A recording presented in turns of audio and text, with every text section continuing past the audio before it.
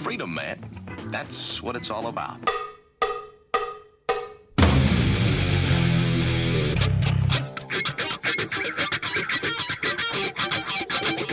You've got to groove on freedom, like the good book says.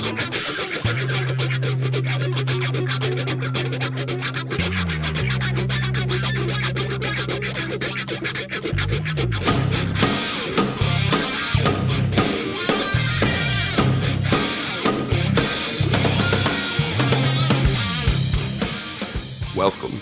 You are listening to What on Earth is Happening. This show will discuss the topics of human consciousness, mind control, natural law, the occult, and all issues that affect the freedom of the people of Earth.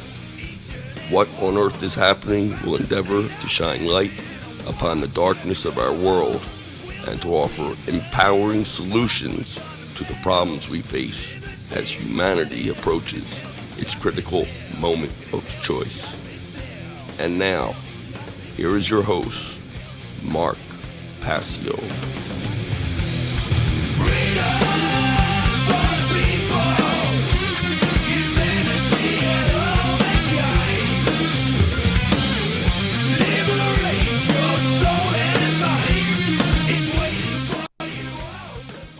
Welcome one and all, you're watching What on Earth is Happening. I'm your host Mark Passio. My website, whatonearthishappening.com. Ladies and gentlemen, government is slavery. This show is live every Sunday from 3 to 6 p.m. East Coast time. That's 12 noon to 3 p.m. Pacific time. Today is Sunday, March 17th, 2019, and we have a great show lined up for you here today. We're going to be getting into the dark occult season of sacrifice and what it is, what it means, and why we should be extremely vigilant during this upcoming time of year. Then right after that, I'll be getting into infighting and division within the so-called freedom movement and how that is absolutely murdering the movement toward true human freedom. If we don't become truly unified over morality and natural law, we're never going to win this spiritual battle that we're in. That's going to be the main topic for discussion tonight. So I think there's going to be a whole lot of information covered. I have a pretty extensive slide presentation prepared once again. I want to thank everyone on the production team for doing a great job getting everything together for the show. I want to thank everyone who has made this possible with their generous donations.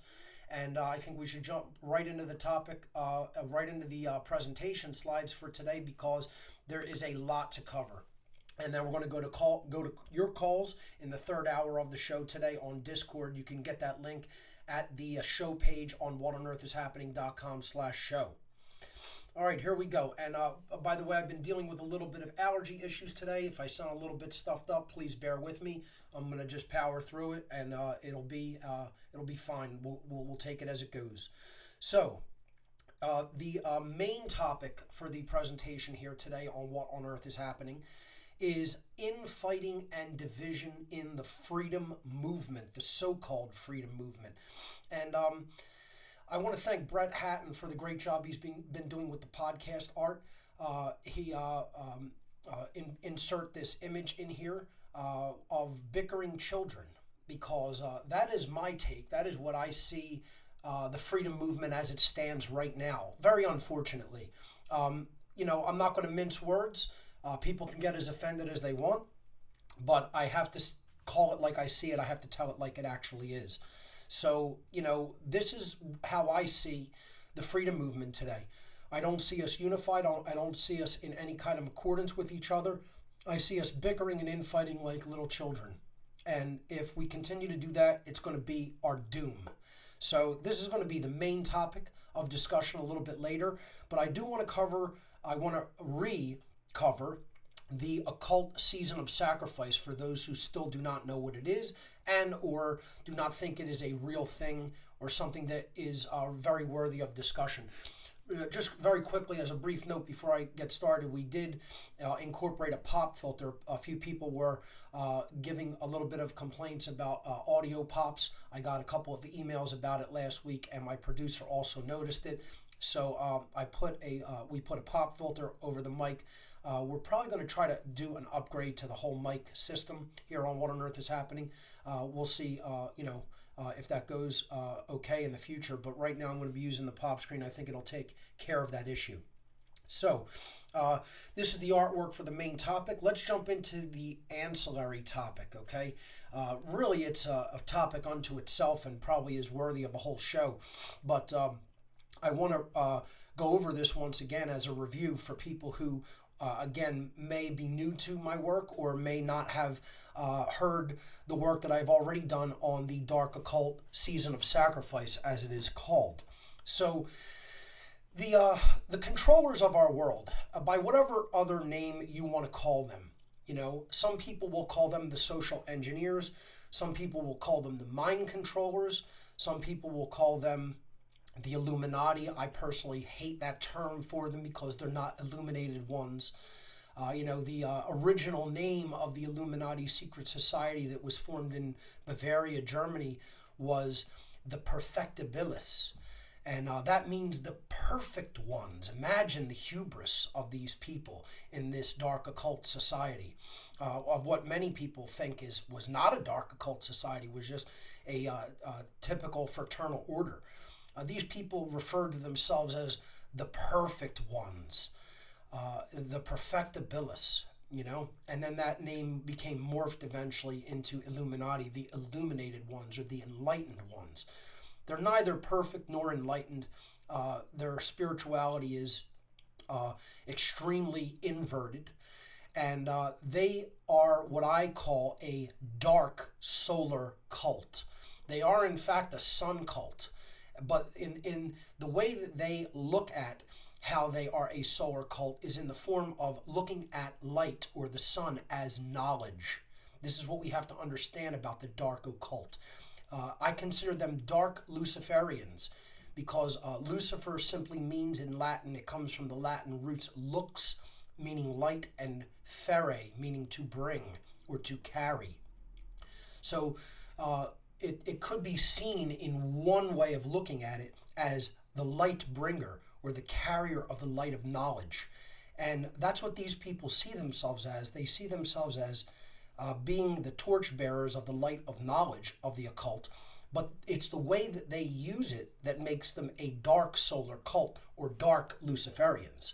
So we have to understand that this is all about the sun as light, and they stem out of the solar cults of the ancient world. All of the astrotheological cults of the ancient world eventually degenerated into dark occult orders that we have today. And the solar cult was no different. We have to understand that the ancient sun-worshipping traditions always looked at the sun as being a journeyer on the zodiacal star, the constellation, the belt of the constellation stars, okay? And these are just backdrops of star clusters, which we call constellations, that the sun visually appears to move through during the course of a solar year. This is visually depicted by the Zodiac wheel that is shown here, and the sun at the center of the Zodiac wheel makes its way through these 12 houses during the course of a year. So in the ancient world, it was always looked at that the seasons were broken into these four quartering groups of the zodiac, and they were each ruled by a central sign of the season. So the mid sign in the middle of each season, for spring it's Taurus, and that is an earth sign. For summer it is Leo, which is a fire sign. For autumn it is Scorpio, which is a water sign, and for winter it is Aquarius, which is an air sign. Of course, these signs alchemically associate with thoughts, emotions, actions, and then earth being resources. So you have thoughts or mind, mental capabilities being associated with the air sign, emotions, of course, being associated with the sign of water, and action or will being associated with fire. Then you had earth being associated with resources, innate talents or capabilities or personality characteristics, and what we have at our disposal to work with in the physical world. That was what the earth sign represented alchemically. Of course, the sun in the middle was the fifth element, or the quintessence, which represented spirit or light, or the spark of the divine, however you want to look at that. So we also have to understand that the cross, that is the vertical and horizontal arms that separate the seasons, represent, of course, the solstices and the equinoxes. This is the journey of the sun throughout the course of the year at its high point, its midpoint, and its low point on the earth as seen from the northern hemisphere. So these are also the beginnings of each season. The beginning of summer, or the summer solstice, at June 20th or 21st, the sun is at the highest point with respect to the Earth's plane of orbit in the northern hemisphere. It is at the Tropic of Cancer, which is approximately 23.5 degrees north latitude, north of the Earth's equator. At both the equinoxes, the spring and autumn equinox, the sun is directly at the equator, so we have equal amounts of day and night, hence the term equinox, meaning equal night. And of course, the beginning of winter, the winter solstice at December 21st or 22nd, the sun is at its lowest point of power with respect to the northern hemisphere. It is at a 23.5 degree south angle, or at the Tropic of Capricorn. Again, these tropics are named as such because the sun is about to enter the house of Cancer at the summer solstice, as you see, and it is about to enter the house of Capricorn at the winter solstice, hence the Tropic of Cancer and the Tropic of Capricorn, respectively. And we can see that this is the direction that the sun takes during the course of the year. It'll begin at the spring equinox and then progress through into the summer season, and then fall down into the season of autumn. That's why we call it fall, and then progress into the winter season, and then start the cycle all over again. So we have to see the entire zodiacal wheel as the path of the sun and the houses that it passes through during a solar year. Now, what's very interesting about this is where we get the occult holidays, or Sabbats, okay? And it's also, what we have to understand about this is why sacrifices are made during a particular time of the year. Why is bloodletting done? Human sacrifice rituals. Traditionally, in ancient occult religions and mindsets, these practices were performed during specific astrological times of the year for very specific reasons. And what I want to show people in this next part of the slide is that the center points of each season are the high holidays. The solstices and equinoxes are considered lesser holidays during the occult year. But right here is the very important parts of the occult year. The very midpoints of the ruling signs that actually are the midpoints of the season. Okay, so right in between the spring equinox and the summer solstice, this midpoint of the house of Taurus, okay, in the midpoint of spring, it is known as, it's on May 1st this takes place, it is known as Beltane or Walpurgisnacht, Saint Walpurgis's night.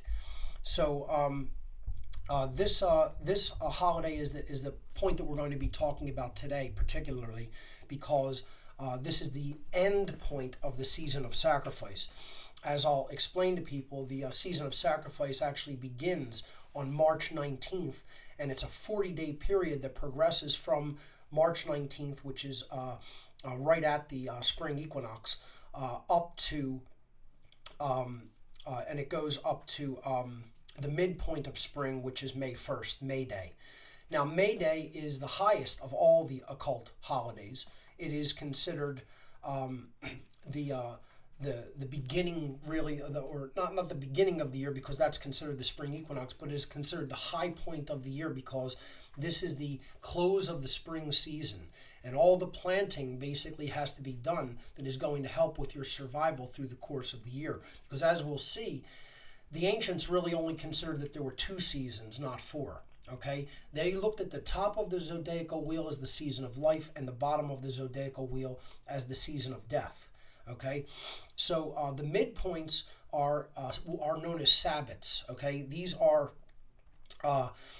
important times in the worldviews of dark occultists because they lie at the very center or heart of the season. And the midpoint in summer, known as midsummer or Lammas, is August 1st. And then the autumnal midpoint is October 31st. We know that as Halloween. In the older traditions, it was known as Samhain. And then the winter midpoint is February 2nd, known as Imbolc or Candlemas. We know that in the United States as Groundhog Day, a time of prognostication. Beltane or Walpurgisnacht, May 1st, was a time of renewal, of life, of fertility. And then Lammas or Midsummer was a festival of light about the sun in the highest point or probably the strongest power during the course of the year in Leo, around July, August, the dog days of summer. And then the midpoint of autumn is a time of respect and acknowledgement of the dead and death in general, a season that we're getting ready to move into the winter, which is about survival and potentially death. So that's what Halloween or Samhain is all about. So this is the zodiacal wheel breakdown, how the sun passes through it, the solstices and equinoxes, and then the midpoints of each season.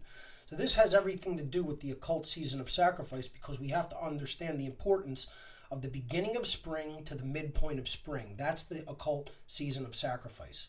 Okay, so in this next part, just wanted to reiterate that the ancients really only saw 2 seasons, okay? They saw the season of life, in which the sun is really in the northern hemisphere, above the 0 degree point.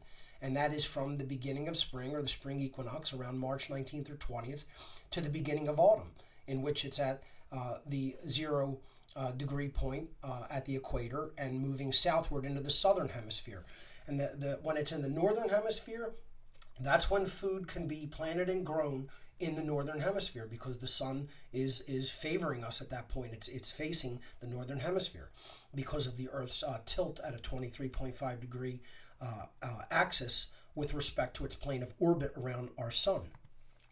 And then, of course, the season of death is the opposite of this. It is the time when the sun is in the southern hemisphere. I'm sorry, folks, feel a sneeze coming on. It didn't manifest. That's even worse than it actually happening, as we all know. I apologize. So at this point, the sun is in the southern hemisphere, and crops do not grow in the northern hemisphere during this time. So this is the time that we have to be prepared for survival by stockpiling food because of the Earth's axial tilt.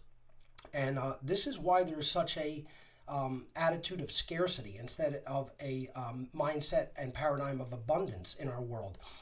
Because of the dynamics of our planet with respect to our star, we have to basically do all of our planting, growing, and most of our harvesting during the season of life, and then stockpile stores of food during the so-called season of death, because in the northern hemisphere, where the greatest amount of the human population lies, food does not grow in the northern hemisphere when the sun is in the southern hemisphere.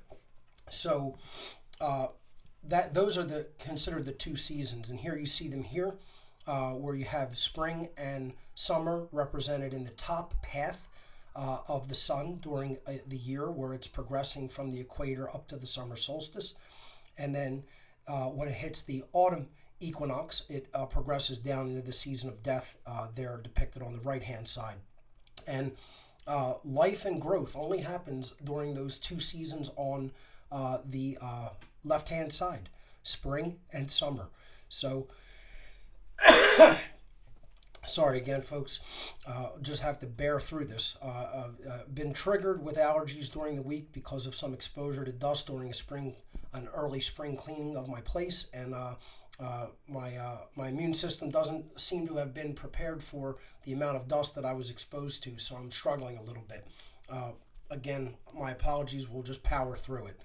So you see there, the Tropic of Cancer is right at the summer solstice when the sun is at its high point at a 23.5 degree angle with respect to the Earth's plane of orbit above the equator. And then at the Tropic of Capricorn, that's when the sun is at the winter solstice at approximately 23.5 degrees south latitude. It's a very good visual depiction of the path at the sun. It's this snake-like path, or a sine wave type path that the sun makes during the course of a year with respect to the Earth's plane of orbit. It's called the ecliptic. If you want to look it up, that's the visual path of the sun with respect to the Earth's equator. Okay, so let's get into what the season of sacrifice really is and why it's so important for us to understand. So to understand when the season of sacrifice is, quote, celebrated by the dark occultists of our world, we have to look at, again, the sun's positioning with respect to the earth. So here we're seeing the three times of the year when the sun is either at the high point, the low point, or the midpoint. Okay, so again, we've looked at this when we looked at the zodiacal wheel. The sun makes its progression from the winter solstice, its lowest point of power, up through the spring equinox at March 19th or 20th, where it hits the equator, and then continuing during its course upward into the northern hemisphere. It then goes to the Tropic of Cancer at 23.5 degrees north latitude. When it is at the equator, that is the equinox, okay? And it neither favors the northern or southern hemisphere. It is directly in line with the Earth's equator. Now, this is seen, the zodiacal trek is clearly seen in the Masonic first degree tracing board, but you have to turn the board over onto its side. Now, I did this when I covered the symbolism of Freemasonry, because they're telling you this visually in code, because the floor of the Temple of Solomon depicted in the first degree tracing board is actually the earth with its latitude and longitudinal lines, okay? And then the pillars are the equator. The middle pillar is the equator, and then the northern pillar is the pillar of Joachim when the sun is at the highest point of power. And there you see it visually depicted at the high point that the initiates have to climb up the ladder to get to the knowledge, to get to the light, to get to the sun, okay? And that's at the summer solstice. Then the dark pillar, the pillar of Boaz, is at the winter solstice. So this would represent the sun at the Tropic of Capricorn. So you're seeing these pillars represent respectively the solstice points and the equinox point. Okay, the equinox points when the sun is at the equator. So that's the balance point, and that's why the all-seeing eye is at that point. So the third day after the spring equinox point, the actual center point of the sun, when the sun is directly in line with the equator, is a very important time period for the dark occult in particular. This is March 22nd, and it's a very important day during the occult year. Okay, there's even an entire secret society / fraternal order that is named after this date. We'll get to that in the next slide. But this is the sun's relative position to the Earth's equator, to the Earth's equatorial line, or the ecliptic, as viewed from the Earth, when the sun is positioned at March 22nd. It breaks fully the equatorial line, okay? So the whole disk of the sun, instead of being split right in the middle, has now fully passed the equatorial line.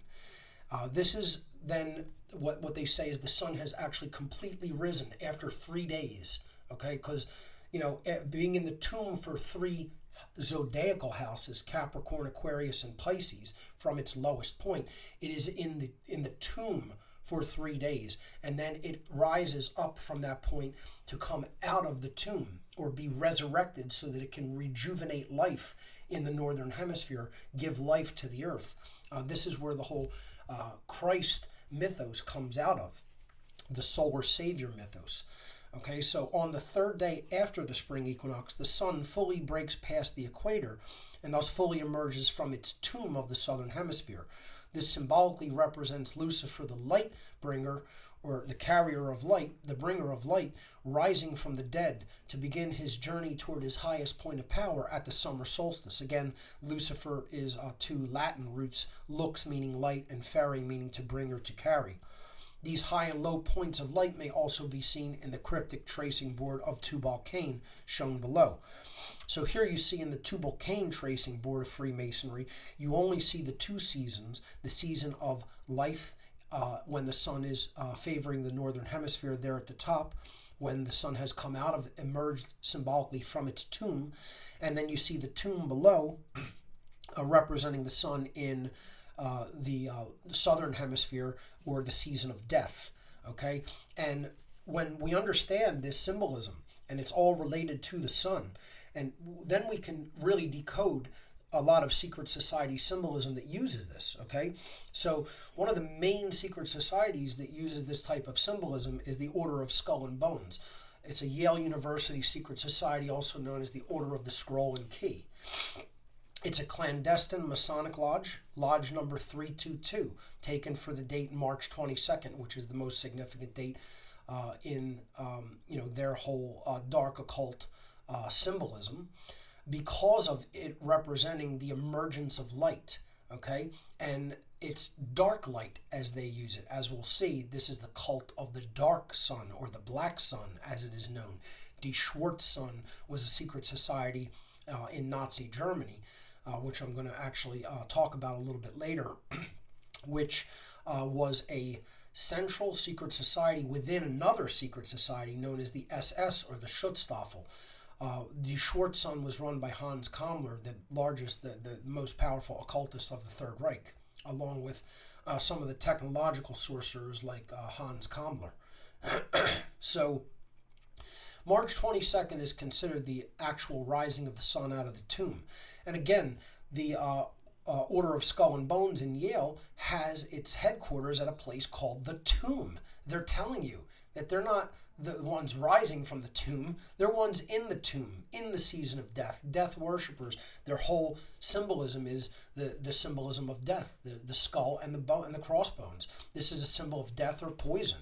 Okay, and it represents symbolically thoughts and actions, but divorced from the emotions of heart-based intelligence. Again, thoughts take place in the skull, actions take place with the bones or the limbs. Okay, but there is no heart in this image. Okay, the heart is missing.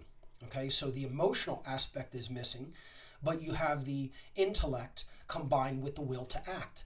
That is what makes them a dark occult society. And that's what makes anyone really turned over to the darkness, turned over to the dark aspects of the occult. But to go back to the explanation of the season of sacrifice, so we understand that, the 322 Lodge, the Order of Skull and Bones, they have their headquarters at Yale University, and it's called the Tomb. Okay, so we see this also, the symbolism of the skull and bones is also on the third degree tracing board. We looked at two other tracing boards in the former slide, the first degree and the tracing board of Tubal-Cain, but the third degree tracing board is all about death and resurrection of the sun or of the soul. Okay, our sun's name is soul, its scientific name, meaning one or unity. Okay, so the third degree tracing board depicted on the left hand side of this image shows the skull and bones imagery again, and warns us about the three murderers of the Masonic Christ figure Hiram Abiff, who is killed by the three destroyers of consciousness: ignorance, apathy, and cowardice. That's what puts him in his tomb.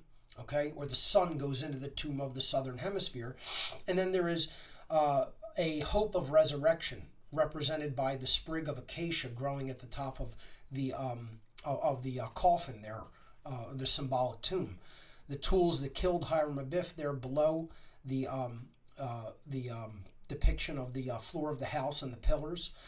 And you have Hiram Abiff's name and numbers depicted on the plaque on the coffin. So Hiram Abiff is the figure that symbolically dies and then is resurrected back to life. He is the Masonic Christ figure.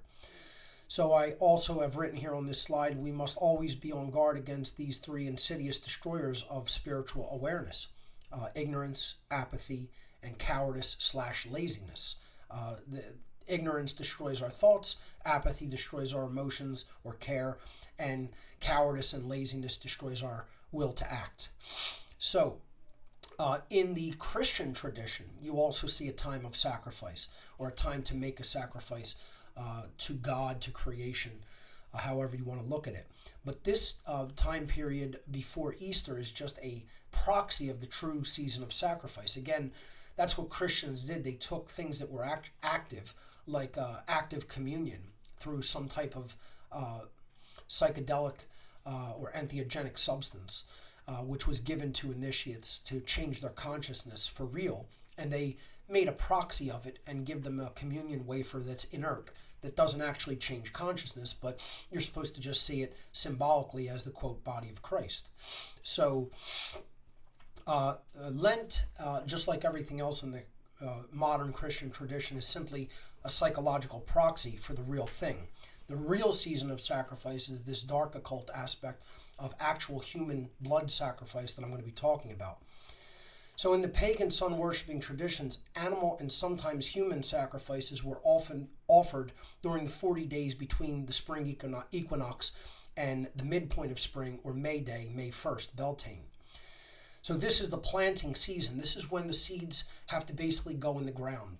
When we're coming up to, it's no longer cold, the weather is changing, it's starting to get warm, it's starting to become seasonally like spring weather, like right now. And we have to get the plants and crops planted in the ground. We have to get those seeds in the ground now, because that's when they're going to start to actually sprout and eventually grow and bear fruit and vegetables, and get us through the time of the season of death, when the sun goes into the southern hemisphere. So they looked at it like from now till the actual midpoint of the season is the planting season.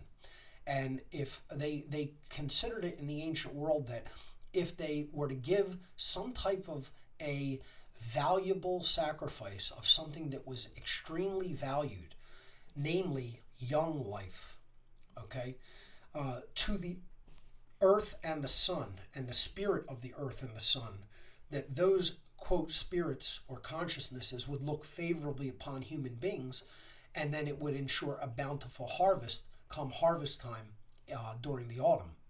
So that is the root of this occult tradition of sacrifice. Now, when the actual season of sacrifice officially begins is on 322. March 22nd to May 1st, if you actually count those days, it is 40 days. Now, this is a significant biblical number religiously. The 40 days between March 22nd and May 1st are the official season of sacrifice. Now, again, sometimes it begins slightly early. They usually observe the time leading up to it, especially the 3 days leading up to it, as almost included in the season of sacrifice. So I often consider the real beginning of the season of sacrifice March 19th. March 19th is a very significant day in the occult. Okay, if you actually follow this and study it and read into it, you'll see that March 19th is a day that dark occultists do a lot of activity. Okay, I was actually initiated into the Church of Satan as a priest. Again, I don't know where the rumor is coming from that I ever claimed to be a, quote, high priest, or to be, quote, high up in the Church of Satan. No one can ever produce any such record of me saying that, because I've never said it. Okay, I admittedly was a very low-level initiate in the Church of Satan. I was inducted into it as a priest, however, under the name Mark Rokar, which I've repeatedly explained through different presentations and other material, that I did not join the Church of Satan as Mark Passio. I hated my family name.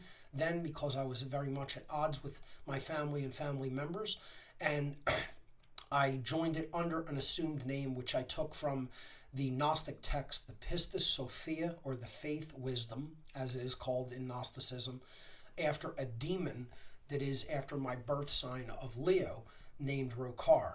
So that is where I got the name that I joined the Church of Satan with, and I was appointed to the position of basic priest within that organization, not high priest. There was only one high priest, and only ever is one high priest of the Church of Satan.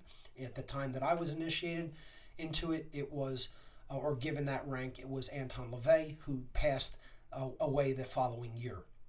But he actually appointed me himself in the year 1996. So, to go back to this, this is the time of the year where we have to be very vigilant for false flag terror attacks and potential human sacrifice rituals. Okay, 40 days is a significant symbolic time period in biblical and occult terms.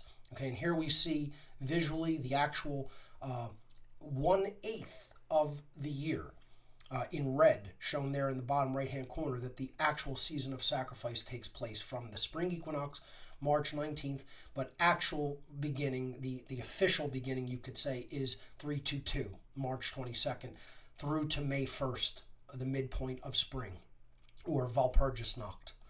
Okay, so that is the season of sacrifice time. Now, what happens during this time is many different potential false flags and blood ritual events are carried out during this time period. And it's March 17th today. So I'm telling people right now, they also love Tuesdays, folks. Okay, so March 19th is going to be falling on Tuesday of this week. Tuesday is Mercredi in French, and it is, it is not Mercredi, it is Mardi, M-A-R-D-I in French, and that is after Mars, the god of war. Okay, so it's the god of war, and martial arts comes from Mars. That is the death arts, okay, the arts of death, martial law, all related to Mars. March 19th, March, Mars. Mars is month, Mars is day. They love it when it falls on a Tuesday as well, okay? So I'm just letting everybody know, you better watch March 19th this year, okay? And you better watch March 22nd. That's going to fall on a Friday this year, okay? They love Fridays as well to do occult rituals because it's the goddess's day, okay? Freya in the Norse tradition, from where we get Friday, okay? A lot of these rituals, you'll notice goddess names in them. You will notice also king. They like the killing of the goddess and the killing of the king. It's killing of sovereignty, okay? Killing of nature, killing of the sacred feminine, and killing of sovereignty. This is all encoded into these rituals, okay? Now, I made a rudimentary list the first time I did this, but I put together a slightly more extensive list now, and I have 28 blood rituals and dates that I want to go over that have taken place during the season of sacrifice. Okay, so we'll go all the way back to the American Revolutionary period, and a lot of this is revenge for that time. A lot of these events that take place, especially in the United States, are direct revenge for the initiation of the hostilities against the crown to get them out of our lives. Okay, and the battles of Lexington and Concord, which were the opening volleys of the American Revolution, which took place at Lexington and Concord, Massachusetts. I went up to Lexington Green a few years ago with my band, the Founders, and we took pictures at Lexington Green, which is where the quote "shot heard round the world" took place, which was the opening shots of the American Revolution. This happened on April 19th, 1775, okay, even before the signing of the Declaration of Independence over a year later. So this is one of the things that they particularly want to do things on April 19th as well. So March 19th is important, March 22nd is important, and April 19th, and as we're going to see, April 20th. So you have to watch March 19th, March 22nd, April 19th, and April 20th for specific reasons. Now, I think they started early this year with this mosque shooting. Okay, we're going to get into that a little bit, and the symbolism that accompanied it, and the manifesto that accompanied it. Okay, and they chose the Ides of March, another very symbolic day, because it's the killing of the emperor. Okay, killing of the king. You're going to see this over and over again. You know, the murder of Gaius Julius Caesar took place on the Ides of March. That's where we get. That's why that's a commemorated date. And he was murdered by the Roman Senate members and, of course, his friend Brutus. Okay, so let's move on to the next blood ritual date, which was a blood ritual sacrifice event. Which was the Great Boston Fire. Now, you'll say, okay, there's natural disasters and events in this list. Yes, there are, but that is not to say that they may have not been actual machinations by social engineers and dark occult orders. You know, it is very possible for fires, wildfires that spread like that, to be done by human beings. So the Boston Fire, which destroyed a large portion of the city of Boston, March 20th, 1760, okay? One day after March 19th. And really they burned for a few days, right through to March 22nd. This was, of course, Boston, Massachusetts, the Great Boston Fire. The riots in Baltimore, a big event in the Civil War era, took place in Baltimore, Maryland, April 19th, 1861. So again, there you have that April 19th day again. You'll see that over and over, okay? The San Francisco earthquake and fires in San Francisco, California, April 18th, 1906. The sinking of the Titanic, which was absolutely an occult ritual sacrifice, namely to murder high-ranking members of the Astor family, because the Astors were some of the industrialists in the United States that stood vehemently opposed to the creation and institution of the Federal Reserve System, the Federal Reserve banking cartel system here in the United States, which has been since that time, since 1913, been the central bank of the United States, which issues the fiat currency and controls the interest rates on our currency here in the United States, and is devaluing the currency like nobody's business. The Titanic went down in the North Atlantic Ocean, certainly by sabotage, and this happened April 14th, 1912, within the time period of the season of sacrifice. The Shusha Armenian massacre in Shusha, Azerbaijan, took place on March 22nd, the beginning of the season of sacrifice in the year 1920. The Katyn massacre. Sorry, folks, my producer is needs to inform me about something.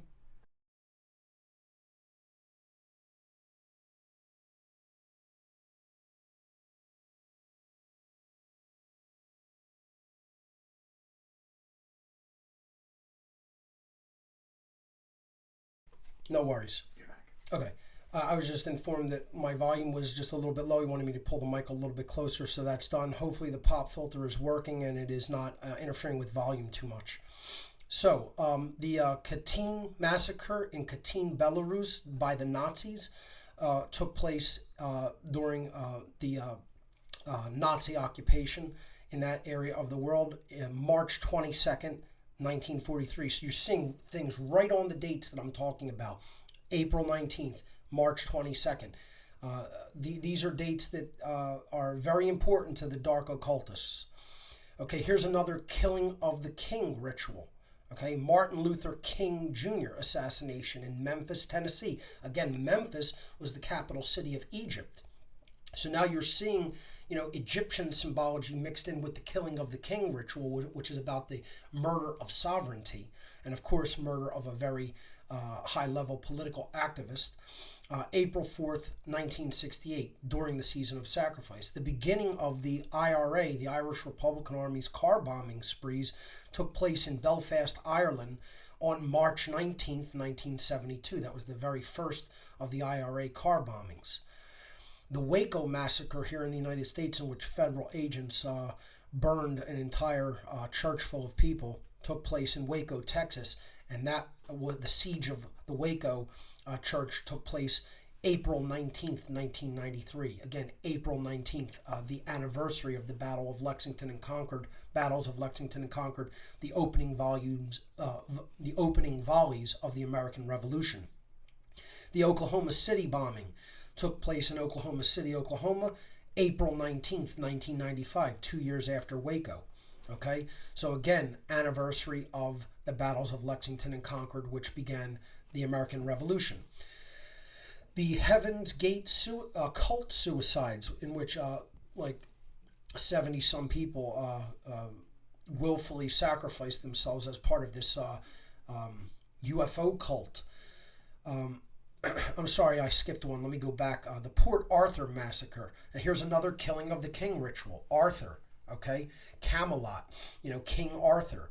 Port Arthur massacre at Port Arthur, Tasmania, Australia, April 28th, 1996. This is the ritual killing that led to the taking away of battle rifles from the Australians, okay, which unfortunately fell for this and gave up their rights to self-defensive weapons that are like military weapons. These are certainly weapons that should be in the possession of all human beings to be able to defend themselves against the tyranny of government.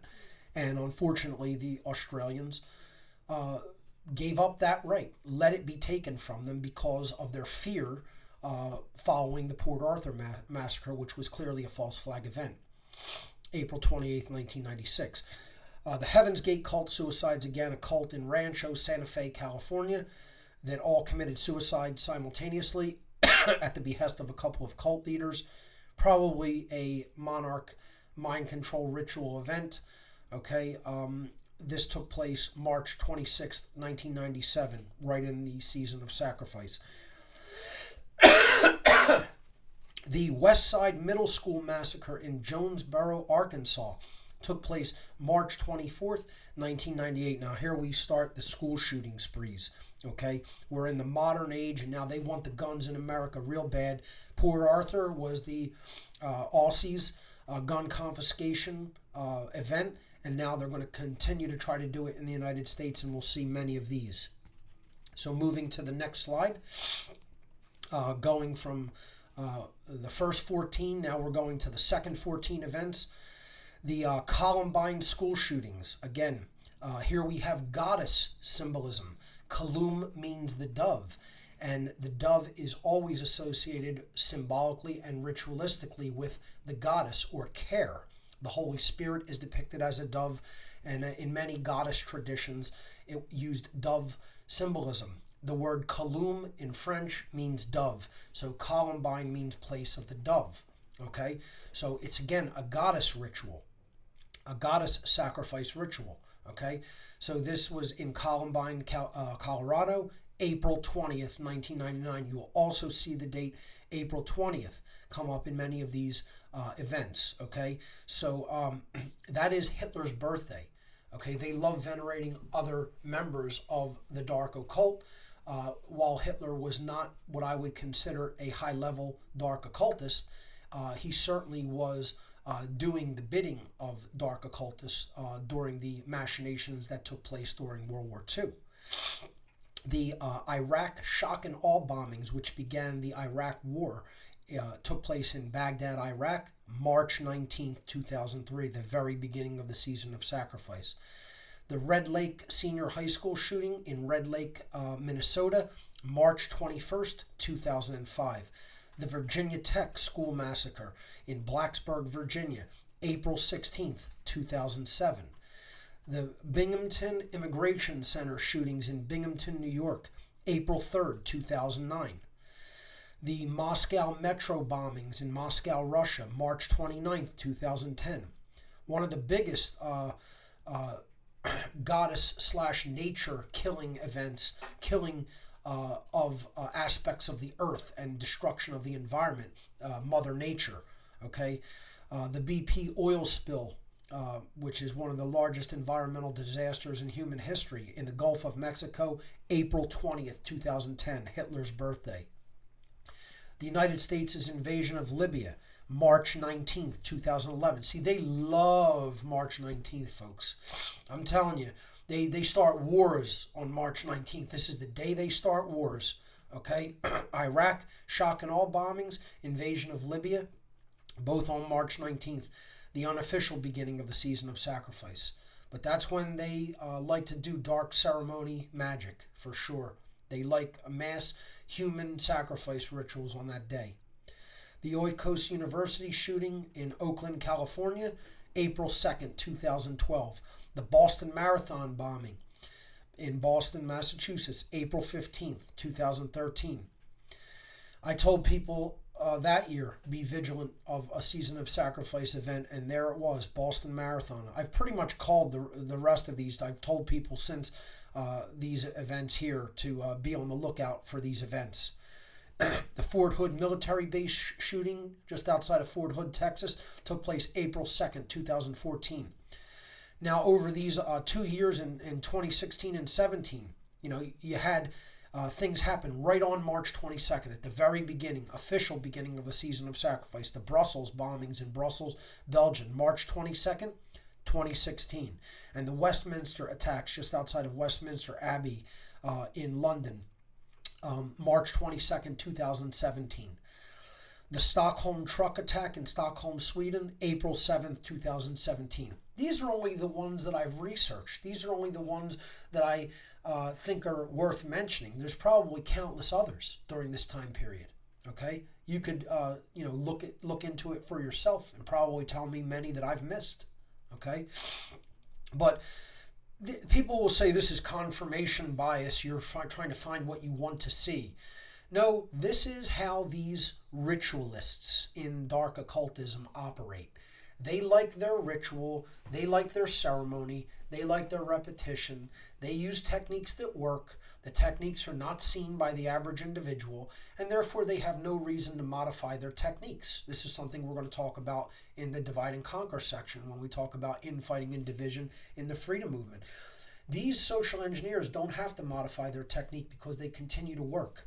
I want to make a couple of honorable mentions that are almost like laughable, almost like a joke. But the inauguration of Pope Francis took place at the exact day when all of the dark occultists basically in the world initiate their higher level initiates. Okay? Again, this is the very date in 1996 that I was initiated as a priest in the Church of Satan. Now you have one of the high priests of the dark occult, the quote Pope, who's really doing the bidding of the Black Pope, and other high-ranking dark occultists, this communist scumbag, okay, Pope Francis. You're a communist scumbag, Francis, okay? Inaugurated as Pope March 19th, 2013. Again, I still have an open-ended challenge to this fucking punk, okay?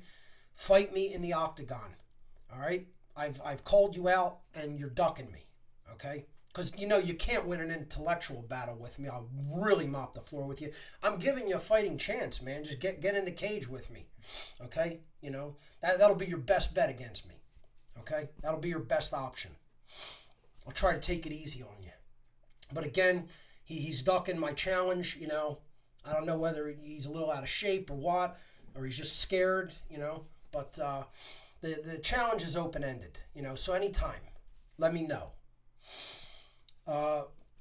And probably the worst false flag of all time, daylight saving time signed into law, March 19th, 1918. That might be the most serious of all these events.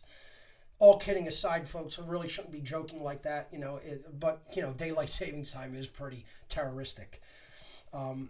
But in all seriousness, like we have this mosque shooting in Christchurch, New Zealand, which took place a couple of days ago. on the Ides of March. And I apologize. Felt good though. You look at the occult. Sorry, folks. You look at the occult symbolism that took place here, that is in place in this ritual shooting in New Zealand. And what do we have here on the shooter's manifesto and on the shooter's body armor? We have, lo and behold, we have the symbolism from the inner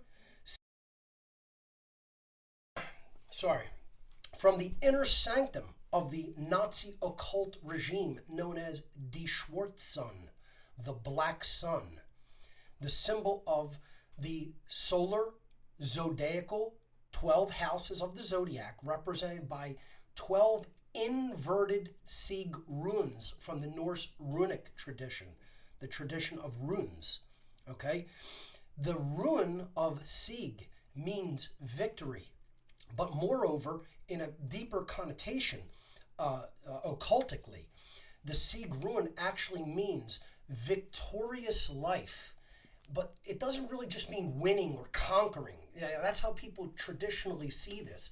But the deep connotation, symbolically, of the Sieg rune is a victorious, harmonious life. Live when one aligns our thoughts, our emotions, and our actions to natural law, we are victorious. We live a victorious life. It was originally a symbol of good fortune and alignment with natural law, which creates a victorious life. It's the Norse equivalent of the Ankh of ancient Egypt, or Kemet, okay, from the Cometian tradition, which was also a symbol of harmonious life lived in harmony, fortuitous and harmonious life lived in harmony with natural law. It did not mean eternal life, as many people believe that it does. So here we see the Nazis were famous. They turned the swastika around, okay, which was originally a symbol from the Indus Valley traditions, okay, near India, which meant, again, a harmonious and fortuitous life. People just like oversimplify it as good luck, but this was the Indus Valley tradition of a life lived in harmony with natural law. What did the Nazis do? They inverted it. The original looks like two twos, okay, put together. The Nazis turned it around so it looked like two S's, turning it backwards, okay? And the Sieg rune here is seen in its incorrect configuration. It is not set up like a 2 here. It should be set up like an S. So they have inverted the Sieg 12 times to create this symbol representing the Black Sun, okay? Knowledge used for manipulation and control, okay? Not used for the proper purpose of the uplift of humanity and higher level consciousness. Now, in this guy's manifesto, obviously this guy is a shill, a dupe. You know, he's a mind-controlled monarch. This is obviously a false flag event to get the guns from the citizens of New Zealand, okay? In my estimation. There are people who will debate that, okay?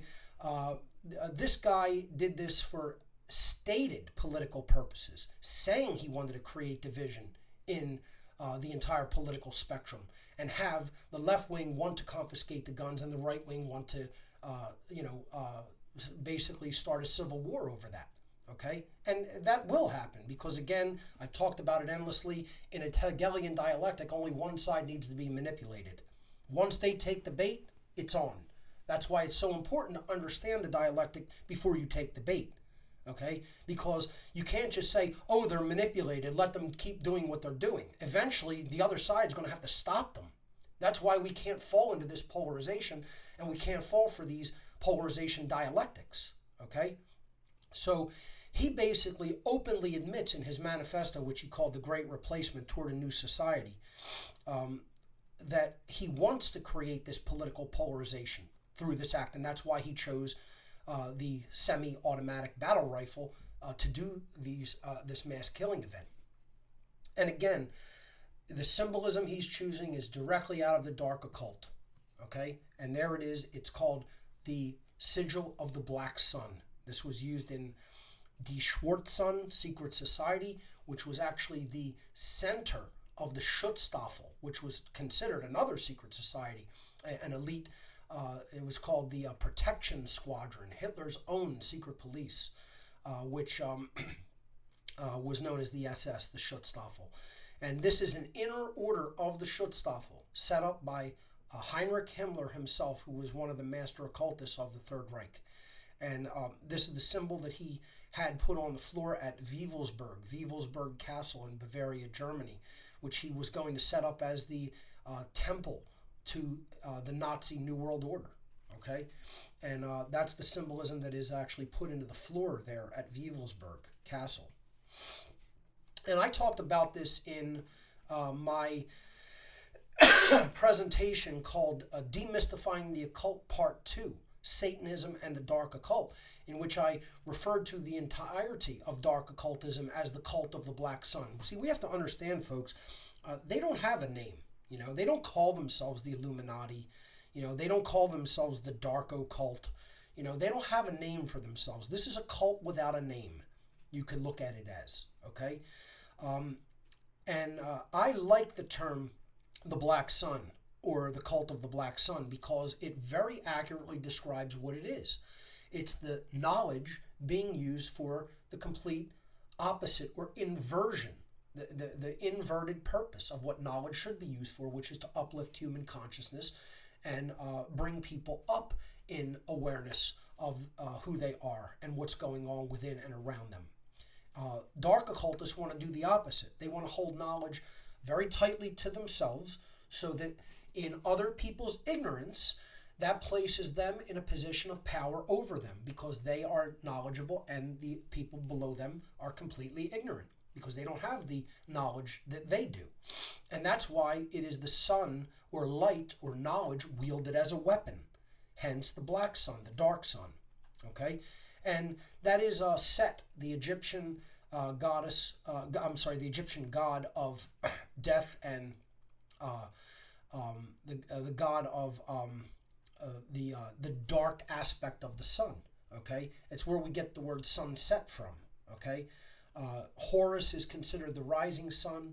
Amen or Ra is considered the sun at its zenith or apex, which was like a creator god when the sun is at its highest point of light. And then Set is the sun on the western horizon as it is going into its tomb each night as it sets below the horizon line. And symbolically in the Egyptian or Cometian tradition, Set and Horus did battle in the underworld after the sun set, and Horus would defeat Set each night and emerge victorious on the eastern horizon, Horus's zone, the zone of Horus. That's where we get the word horizon from. Okay, so whatever you want to label the dark occult as, the cult of the Black Sun is just as good as any other name because, again, we're giving them these names. They're not giving themselves these names, okay? You know, the Bilderberg group is not the name that they refer to themselves as, okay? It kind of stuck with them because they started it at the Bilderberg Hotel, but that's not the name that they came together with, okay? That's just how it started, and then the name stuck, okay? But they don't really have a name. Okay, they are a worldwide network that is connected in multifaceted ways in their aims and their goals. That's what we have to understand. You know, it's not just one group either. People will be like, oh, it's all the Freemasons, it's all the Jesuits. No, it's not all one group. It's a vast array of interconnected orders and societies. You know, and that's why people don't get the truth about this. It's not simplistic. It's actually quite complicated how the dark occult operates. You know, it cannot be reduced and oversimplified. And that's what little children want to do. You know, they want to look at something and say, it's all the Freemasons, you know, oh, it's all Opus Dei, it's all the Vatican. No, it's a lot of dark occult orders working together and their membership working together because they're unified in their goals. They're on the same page in their ideology and their goals. And that's why they're so effective, and that's why they're kicking our ass. Because they're on the same page and we're completely divided. Which brings us to the main topic, okay? The infighting and division in the freedom movement. Again, thank you to Brett Hatton for making the great podcast art. Could not have depicted it any better, okay? This is exactly how I see the freedom movement, okay? Now, we are divided on so many different ways. It's going to take me a while to get through all the ways that, we're polarized and divided. And these are just given to us. They're handed to us. They say, here, fight over this, and we'll just kick back and watch. The old meme, you could put a stick on social media and just people fight about it, because that's how polarized people are in their consciousness, because they're so entrenched in ego. This is the problem. People cannot set their differences aside. It is the equivalent of two warriors on the same side of a war in the trenches suddenly turning their weapons on each other and fighting each other. I have to make I really should have put an image. I didn't put an image like that, but I should have depicted it as that as well. It's not just bickering children. It's two people on the same side of a war, and people with weapons are coming at them. Bombs are raining down in their vicinity, and instead of turning their weapons and fighting the enemy, they suddenly turn and they start fighting each other in the war trench. I mean, that's literally the situation that we're in. But this is more what I even see it as. It's two children that are completely lacking knowledge, that don't know what they're really up against, that don't know what's really going on inside them or around them, that are completely screaming in each other's faces. And it's laughable. I mean, I'm telling you, the social engineers, like the guys over at Tavistock, are just absolutely pissing their pants. Me and my friend Jay Parker, we joke around sometimes and say they have diaper parties. I swear to God, that's what they must do. They must get together and bring all the adult depends out, like cases of them, and just sit around, drinking cognac, smoking cigars, and just pissing in their diapers, because that's how much, absolute bladder exploding laughter they must be doing at the utter division and infighting in the alleged so-called movement that we have. We have no movement whatsoever, okay? We have a bunch of naive, ill-educated, ill-informed, ill-read, unread children screaming at each other. That's what this movement really is, if you ask me. And all the people out there listening, get as offended as you like, okay? Not interested in your delicate sensibilities when I'm saying this. I'm saying the truth, which very few people will say. Very few people do, because they risk alienating their listening and viewing audience. I don't really care. I don't give a shit whether anybody takes offense to that, okay? I'm not going to lie to myself, and I'm not going to lie to other people. I'm going to say it exactly as it is, okay? And this is what our so-called movement is, okay? Now, what we're falling for, folks, is we're falling something known as the Hegelian Dialectic, okay? The Hegelian Dialectic is a divide and conquer strategy to get us to where the social engineers want us to go, okay? So this is a rework of a slide I did a long time ago about the Hegelian Dialectic. It's a framework for guiding our thoughts and actions into conflicts. See, I've highlighted and italicized, I've bolded and italicized that term, okay? I'm being told there's an audio issue again. Hold on a second, folks.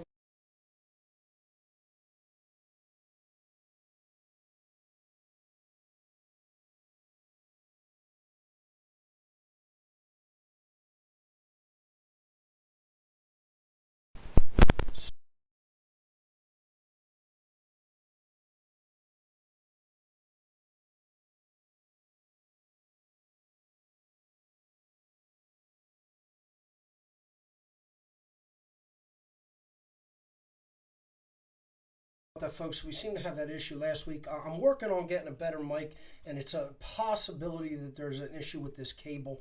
So, my apologies again. But getting back to the slide, the Hegelian Dialectic is the framework for guiding our thoughts and actions into conflicts that lead to a predetermined solution. So there has to be conflict for this to work, okay? There has to be something at odds, sides that are at odds with each other, okay?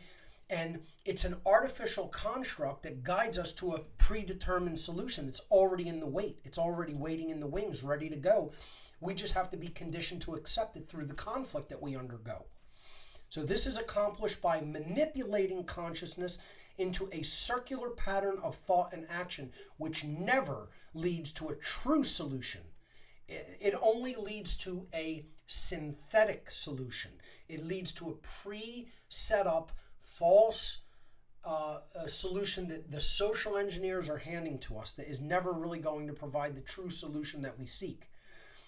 This synthetic solution to these conflicts cannot be introduced unless those who are being manipulated take sides that will advance the predetermined agenda. So again, there has to be conflict, and there has to be people willing to take sides on both sides of the conflict. But what I also warn, and again, this psychological framework was described by the philosopher George Hegel. It isn't to say that this particular individual was evil, but the way that people have applied this psychological framework called the Hegelian Dialectic certainly can be used for evil intent, okay, and evil outcome. So we have to understand that there always has to be a conflict. There always has to be a false choice given in which you're not going to get to the true solution by taking either choice. And they need people to take sides and fight and argue and divide and conquer. Be divided so that they can be conquered, so that the predetermined agenda can be ushered in. That's the Hegelian dialectic. So we're going to look at all different examples of how these dialectics are at work in the so-called freedom movement and throughout society. But particularly, even in the freedom community, freedom movement, whatever you want to call it, these polarization dialectics, as I like to call them, or mind control dialectics, are very much at work. So of course you have the political divide, and you have people who say that they want freedom, still believing in politics. We're not just talking about the anarchy community. A lot of this applies to the anarchy community, but you have anarchists that say that they like Trump.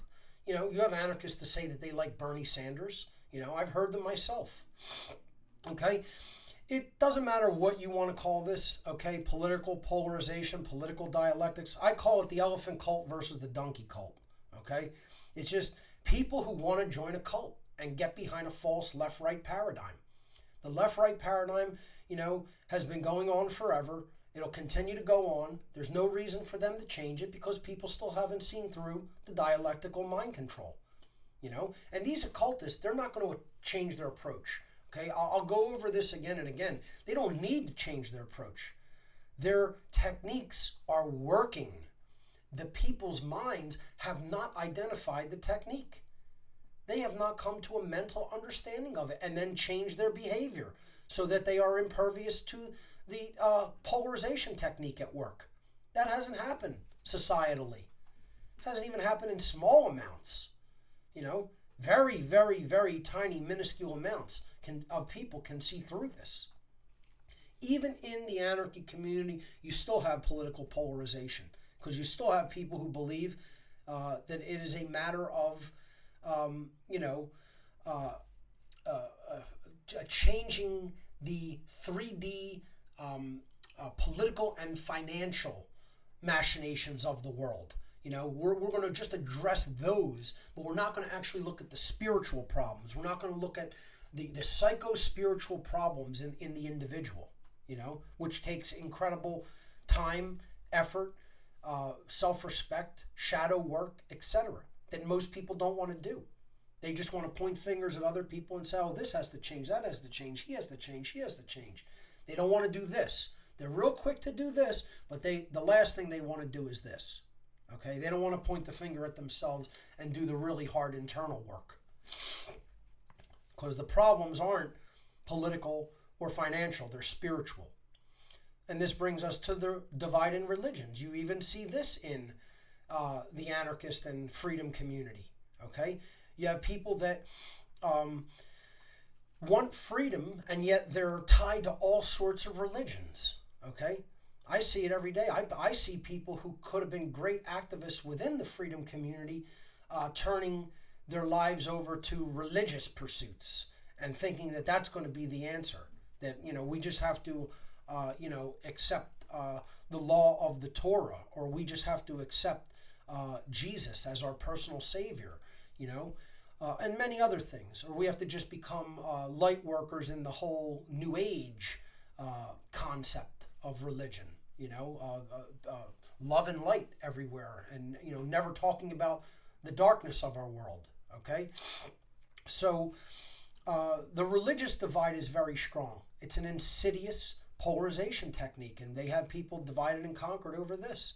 The Christian world at odds with the Islamic world, etc. Again, this whole mosque shooting, the religious divisional undertones so strong in that event, okay, and people are falling for it. So I say religion is the one and only problem with the world, because it all comes down to false belief systems, which all religion is, okay? And it doesn't matter whether you fall for scientism versus atheism. These are all religions, okay? These are just what I have on this slide are just the cultural religions, but it's always that false dialectical choice. So then people say, okay, I'm not religious, I'm going to become atheist. Well, you're just buying into another religion there, okay? But it's never true spirituality that they want you to look at, ever, okay? Because if you're not a total religious nutcase, then, you have to go to the opposite extreme of being a Newtonian materialist, okay?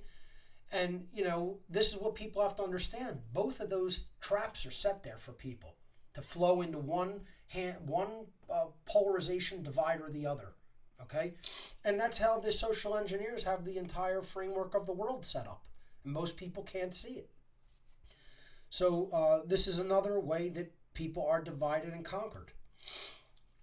One of the biggest that I talked about back in Free Your Mind 4 when I did the presentation called The Unholy Feminine, the Satanic Epi-Eugenics Agenda, Neo-Feminism and the Satanic Epi-Eugenics Agenda, is the gender divide, or what I would simply call the gender war between men and women. The social bond and the psycho-spiritual / sexual bond between man and woman is really the cohesive glue that holds a society together and gives it its bonding strength. Okay, and if that is weakened, it is always weakened to the detriment of society and to the success and strength of the state. And that's why they want this gender war in place. The more men and women are at each other's throats, the stronger the state actually becomes. And let me tell you something, folks. I see this even in the anarchy community. I see so much misandry and misogyny. Even in the anarchist community, it's horrifying. Horrifying.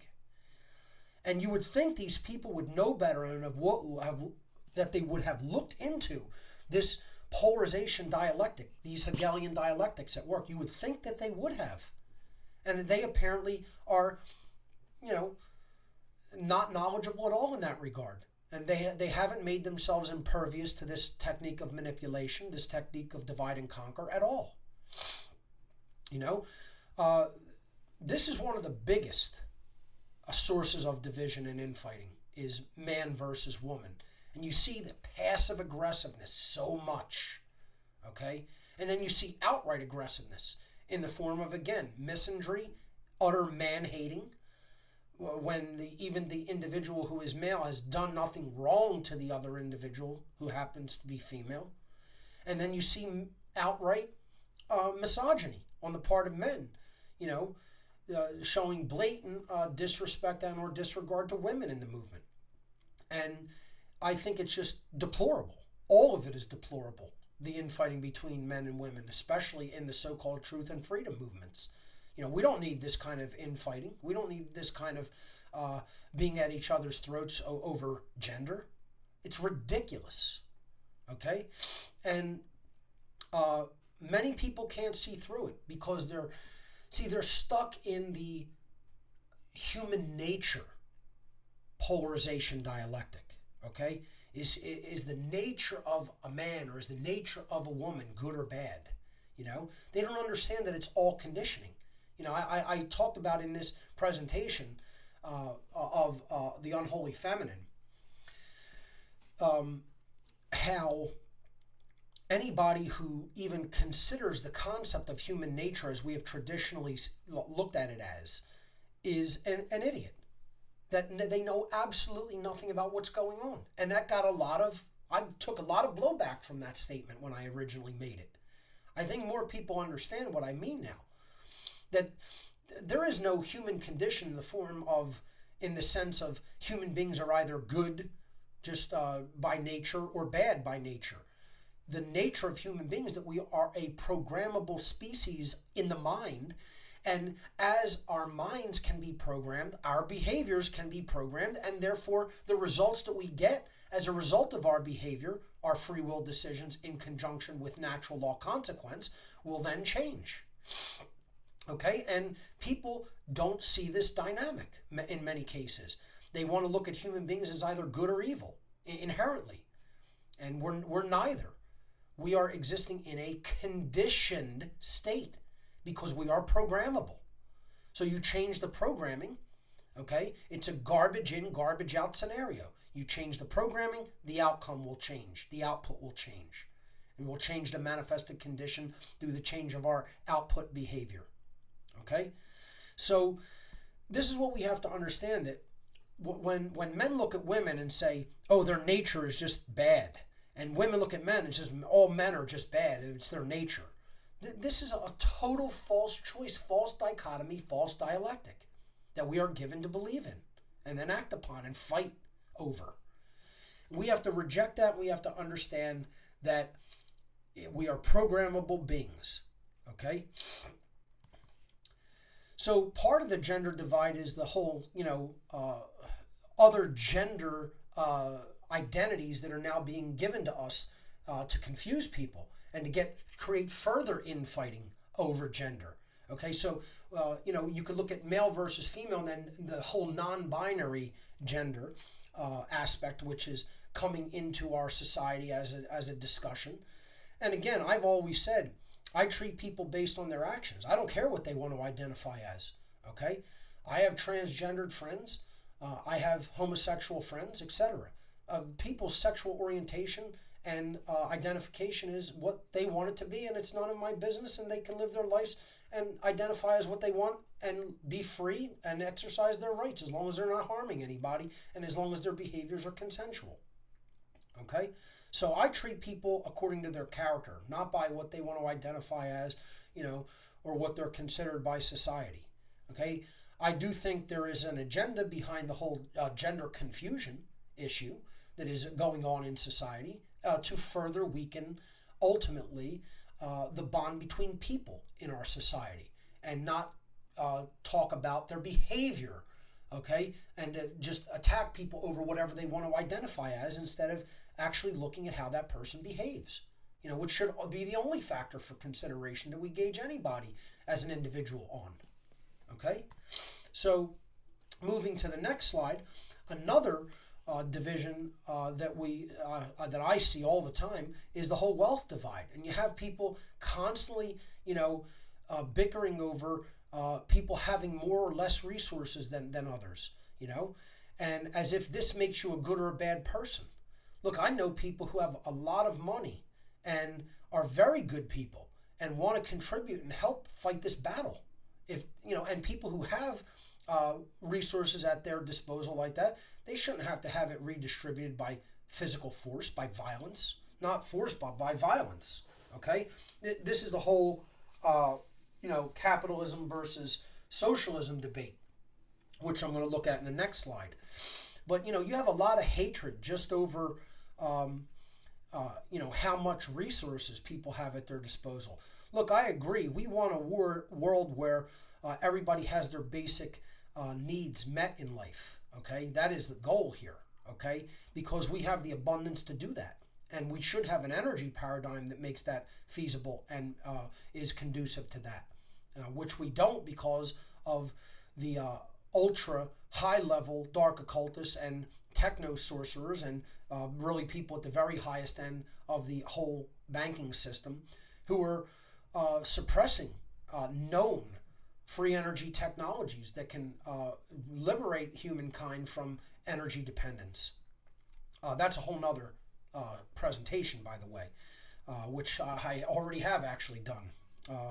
Maybe I could give that on the air in the future. I'm going to release my Tesla presentation that I just gave in New York City a couple months ago. It's called Tesla and Humanity's Missing Paradigm Shift. It was just finished, being edited. I want to thank Jeff for doing that work. And I'm going to be putting that out on DVD and flash drive, and then it'll go out to the public for free soon after that. But that'll be hitting the What on Earth is Happening donation gifts area probably within a week or so, hopefully, if everything goes to plan. So, but this wealth divide, people have to come off of it and understand that, we all have to help each other out. We can't be hating on people just because they're in a better financial situation than us or in a worse one, okay? We all have the same rights. That's what's important. It's important to focus on morality. Equality when it comes just to income does not necessarily have to be everybody. It always has the same, okay? Now, that being said, I think money is a religion entirely, okay? So people don't quite understand my approach to this, okay? It's, of course, a constructural idea that doesn't exist in nature, and it leads to all this inequality and, a lot of people having a whole lot and other people having nothing.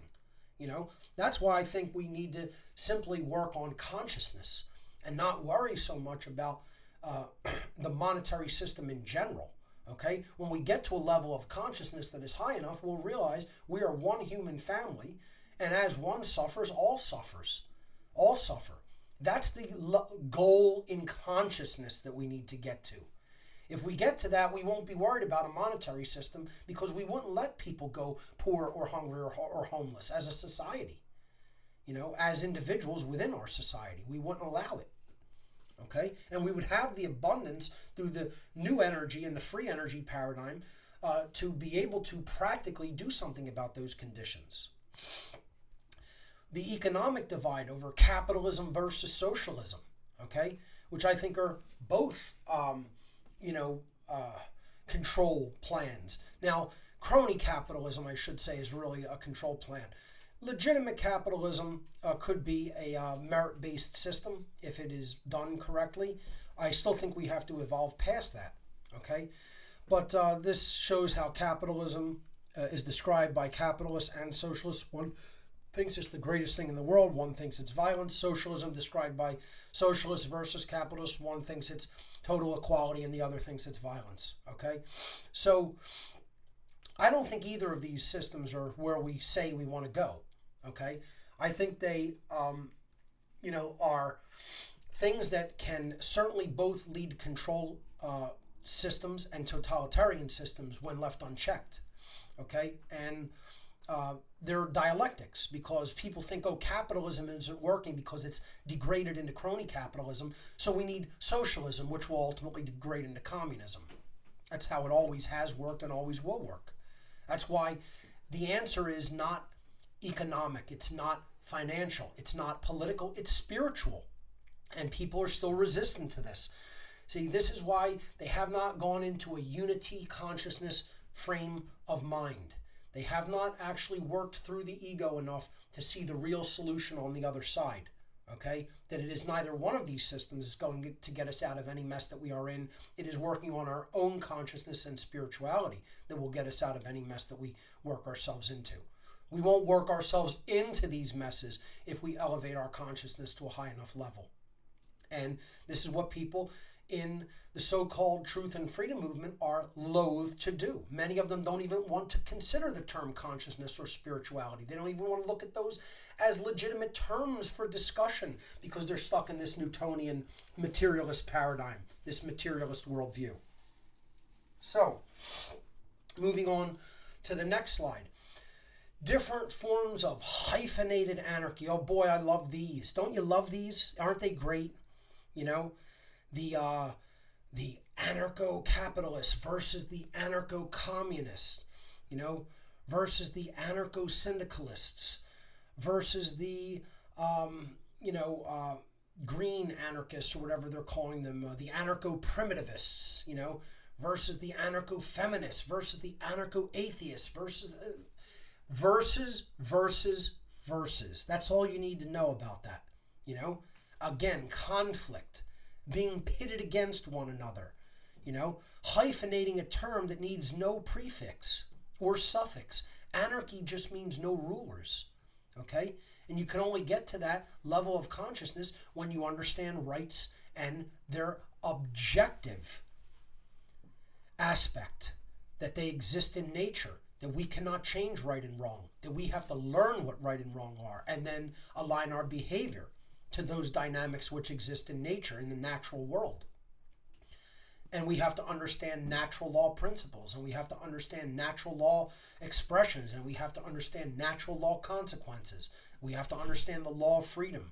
As aggregate morality increases, aggregate freedom increases. As aggregate morality declines, aggregate freedom declines. Okay? So freedom and morality are directly proportional to each other. And most people in the anarchy community don't understand that. And they want to fight about that. They want to say, no, that's not legitimate. There is no such thing as natural law, because they're stuck in an atheist paradigm, which is another Hegelian polarization dialectic between scientism and atheism. There's no such thing as different variants or flavors of anarchy.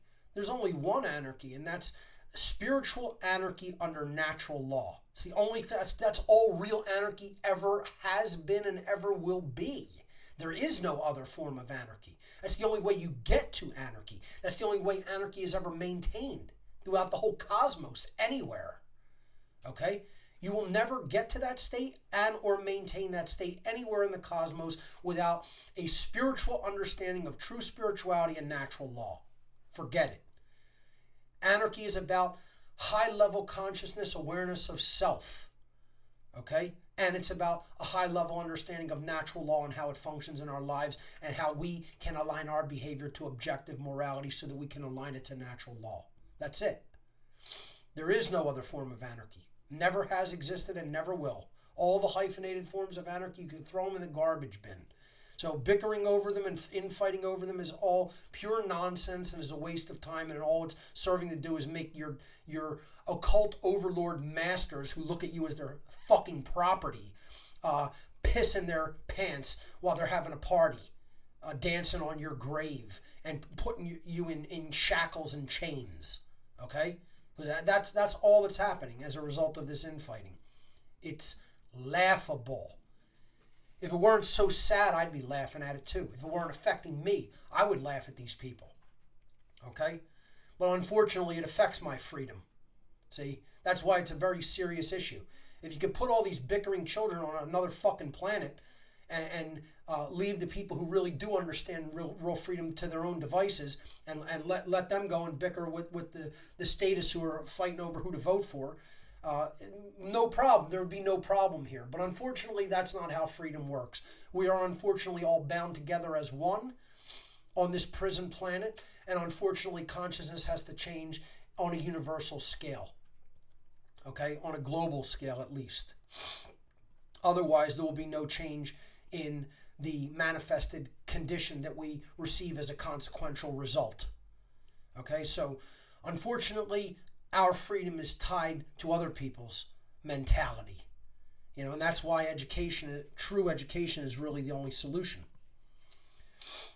See, stance on borders, this is another thing that totally polarizes people and is getting them at each other's throats. All right? You know, you have people coming down on both sides of this issue. Okay? Saying we need to build the wall or erase all borders. Okay? I mean, I personally don't support government, so I'm not for national boundaries, because only governments would really, institute something like that. I also recognize that there is such a thing as invasion of territory by people who don't share values related to freedom. So it's a very complicated issue there, but they want us fighting over it. They want us fighting over it because they know it will polarize people. Okay?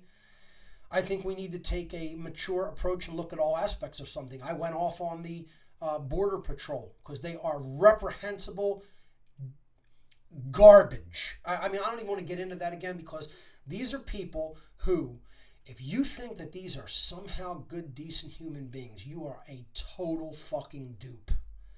You have to see what some of these people are like. I'm telling you, it's police. They're racist trash. They're racist trash. Immoral trash. Order following trash that will just follow any order. Oh, it's my doing my job, following orders. They're dirty fucking Nazis. Okay? And they're dirty fucking communists. Okay? They don't even understand that they're socialists and communists and totalitarians. That's how brainwashed they are. That's how dumb little boys all of these people are. All right? And the people who support these authoritarian trash are arguably even worse trash. Okay? Because they don't have any moral compass. They don't have any moral upbringing. They don't understand that they're violating other people's rights by doing what they're doing. And they don't have any right to do it any more than anybody else does. Because so what, some magical scribble happened on some fucking piece of paper somewhere? You know, that gives you a right that someone else doesn't have? Yeah. Again, shit for brains. That's what they have, and that's what the people who believe that they have legitimate right to do what they're doing have. A big bag of shit for a brain. Okay? And again, it's the same thing with people who come down on pretty much both sides of this issue. Okay? I don't want to get involved in the polarization that it brings. I don't want the drama that it's going to bring. The yipping and yapping back and forth. Nobody's convincing anybody, and as a matter of fact, it doesn't make a difference, because unless you're talking about consciousness and true freedom, borders are meaningless. Okay? It's just something for people to squabble over and for people to violate people's rights over. That's all it is. All right? So again, it's a constructural dialectic thrown at us by social engineers to get us to fight amongst each other. And we're all too happy to take the bait and just go at each other's throats like rabid dogs. You know? And people aren't mature enough to see how this dialectic and polarization work, because they're naive little children screaming in each other's fucking faces. Moving on to the next slide. Vaccine supporters versus anti-vaxxers. Okay? People who, you know, both consider that they understand the science to all of this. Okay? You know, and again, nobody's going to be convincing each other. You know when people will be convinced? When they're harmed by the vaccines. That's when they'll understand it. I tend to basically, look, I know people personally who have given their children these vaccines, and at the same time, their children have become autistic after giving them rounds of these vaccines with the adjunct and additives, the adjuvants and additives that are added into these things. Whether you want to talk about vaccine science with versus without the additives and adjuvants, okay, you can get into all of that, all of those aspects. But I'm telling you, most people are never going to change their approach to this issue until it personally affects them in their life. And I know people who they've seen it happen to their own children. And then they have to wrestle with their conscience and say, am I going to really look at this and change my mind about it? And then other people, they won't do it even when that happens. Okay? Their kids they could have 3 kids that all got the vaccine at the exact same time after the exact same shot, and they still won't say, this is my personal responsibility that I allowed this to happen to my children by taking them to these people who shot them with this stuff that I don't even know what's in it. Because they don't want the responsibility. They want to say, oh, it's just some random accident. Or, oh, the doctors know more about it than I do. They wouldn't hit my children with something that's unsafe, you know? So, again, part of this is they just want people fighting with each other who really don't know anything about the science to begin with. Sorry again, folks. Yeah, it'll clear up in a couple days. Anyway, it's a hot button, push button issue, just like abortion is, which I'm going to talk about. Okay? And that's why they want it before people. That is why they want people fighting over it. They want the maximum infighting value, okay, that they can get out of putting an issue before people and watching them squabble over it. That's what they want, okay? And they're getting it. People are all too happy to fight to the death over this. Abortion versus pro-lifers. Abortionists versus pro-lifers. You've seen this battle raging practically forever in the political circles, okay? And again, most people are not going to be convinced until some event happens in their life. See, this is why it's like fighting over hot button issues like that. You're never going to solve it. You're never going to convince anybody. You know what you really have to do?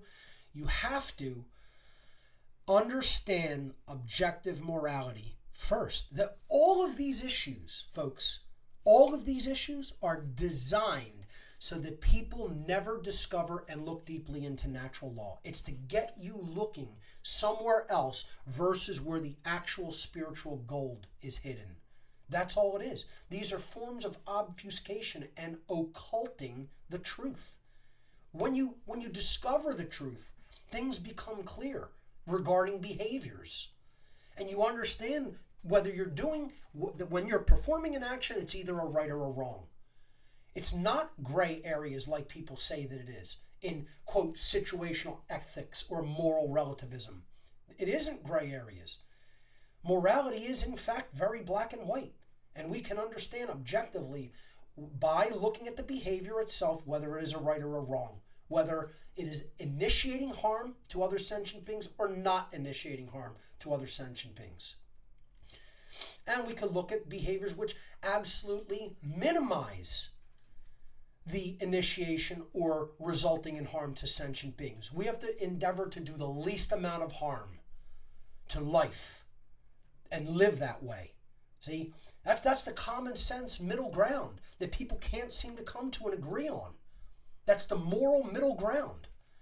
Do as least harm as you possibly can in living your entire life.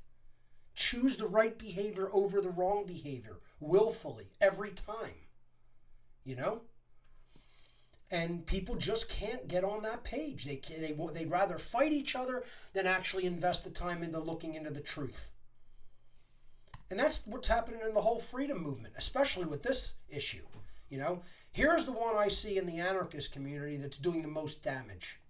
I'm going to do a whole nother show on veganism/vegetarianism versus carnism, okay?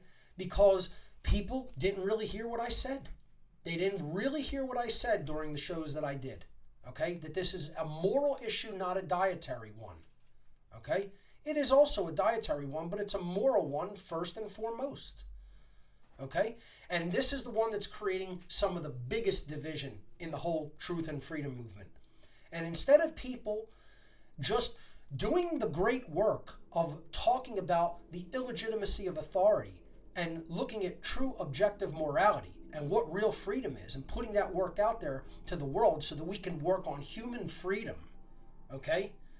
Which I'm telling you, everything will flow from human freedom. You want to see a less harm to the animal kingdom? Free human beings. Less harm will result to the animal kingdom when human beings understand real freedom and understand we should be extending that to all life and to the extent that we are able to. Okay? You know, you want free energy? Work on the free part regarding human beings first. Everybody tries to put the cart before the horse. We're going to have total animal liberation tomorrow, but human beings are still going to be fucking enslaved. Yeah, it's real fucking smart. You know? We're going to have free energy. We're going to have all these free energy devices everywhere. So you know, we won't have to pay for electricity ever again, but human beings are still going to be fucking enslaved. Yeah, that's real fucking smart. Yeah, it makes a lot of sense to me. You know? And this is how people think it's going to work. It's the cart before the horse syndrome. Okay? People don't want to listen to balanced reason and common sense, which is all I ever tried to talk about regarding the human diet. I never talked about any extremism. I never talked about doing things immediately. I talked about making it be a process. That you're a little bit better tomorrow than you are today. You know? I don't understand why people can't just hear the simplicity and common sense in the arguments I've made like that time and again. But they want to hear their own extremism because they just want to hear their own nonsense flowing out of their mouth like liquid diarrhea. That's what they want to hear. They like to hear themselves talk, and they love the opportunity to bicker with somebody else who also likes to hear their fucking mouth yap. Okay? It's a bunch of little fucking babies. Okay? Coming down on either side of the issue. All right? Stop arguing with each other. Put some work out. You know? Put some work out that doesn't involve people screaming at each other's faces. You know? Make a presentation that is formally presented. Make your argument and let people consider it. You know? I don't understand what's so difficult about that for people. That's the way that ideas get spread the best, to be honest. Not having two people go at each other back and forth, never really saying anything of any true importance, and only trying to win an argument. Not really trying to teach anybody anything, or not trying to fucking learn either. All they're trying to do is win. That's what ego is. You know? I'm just tired of it. I'm tired of it. That's why I said my piece on it and said I'm not going to really revisit this because I know how polarizing it is. But I'm going to revisit it and try to bring a balanced, common sense approach to a plant-based diet when I talk about it. Okay?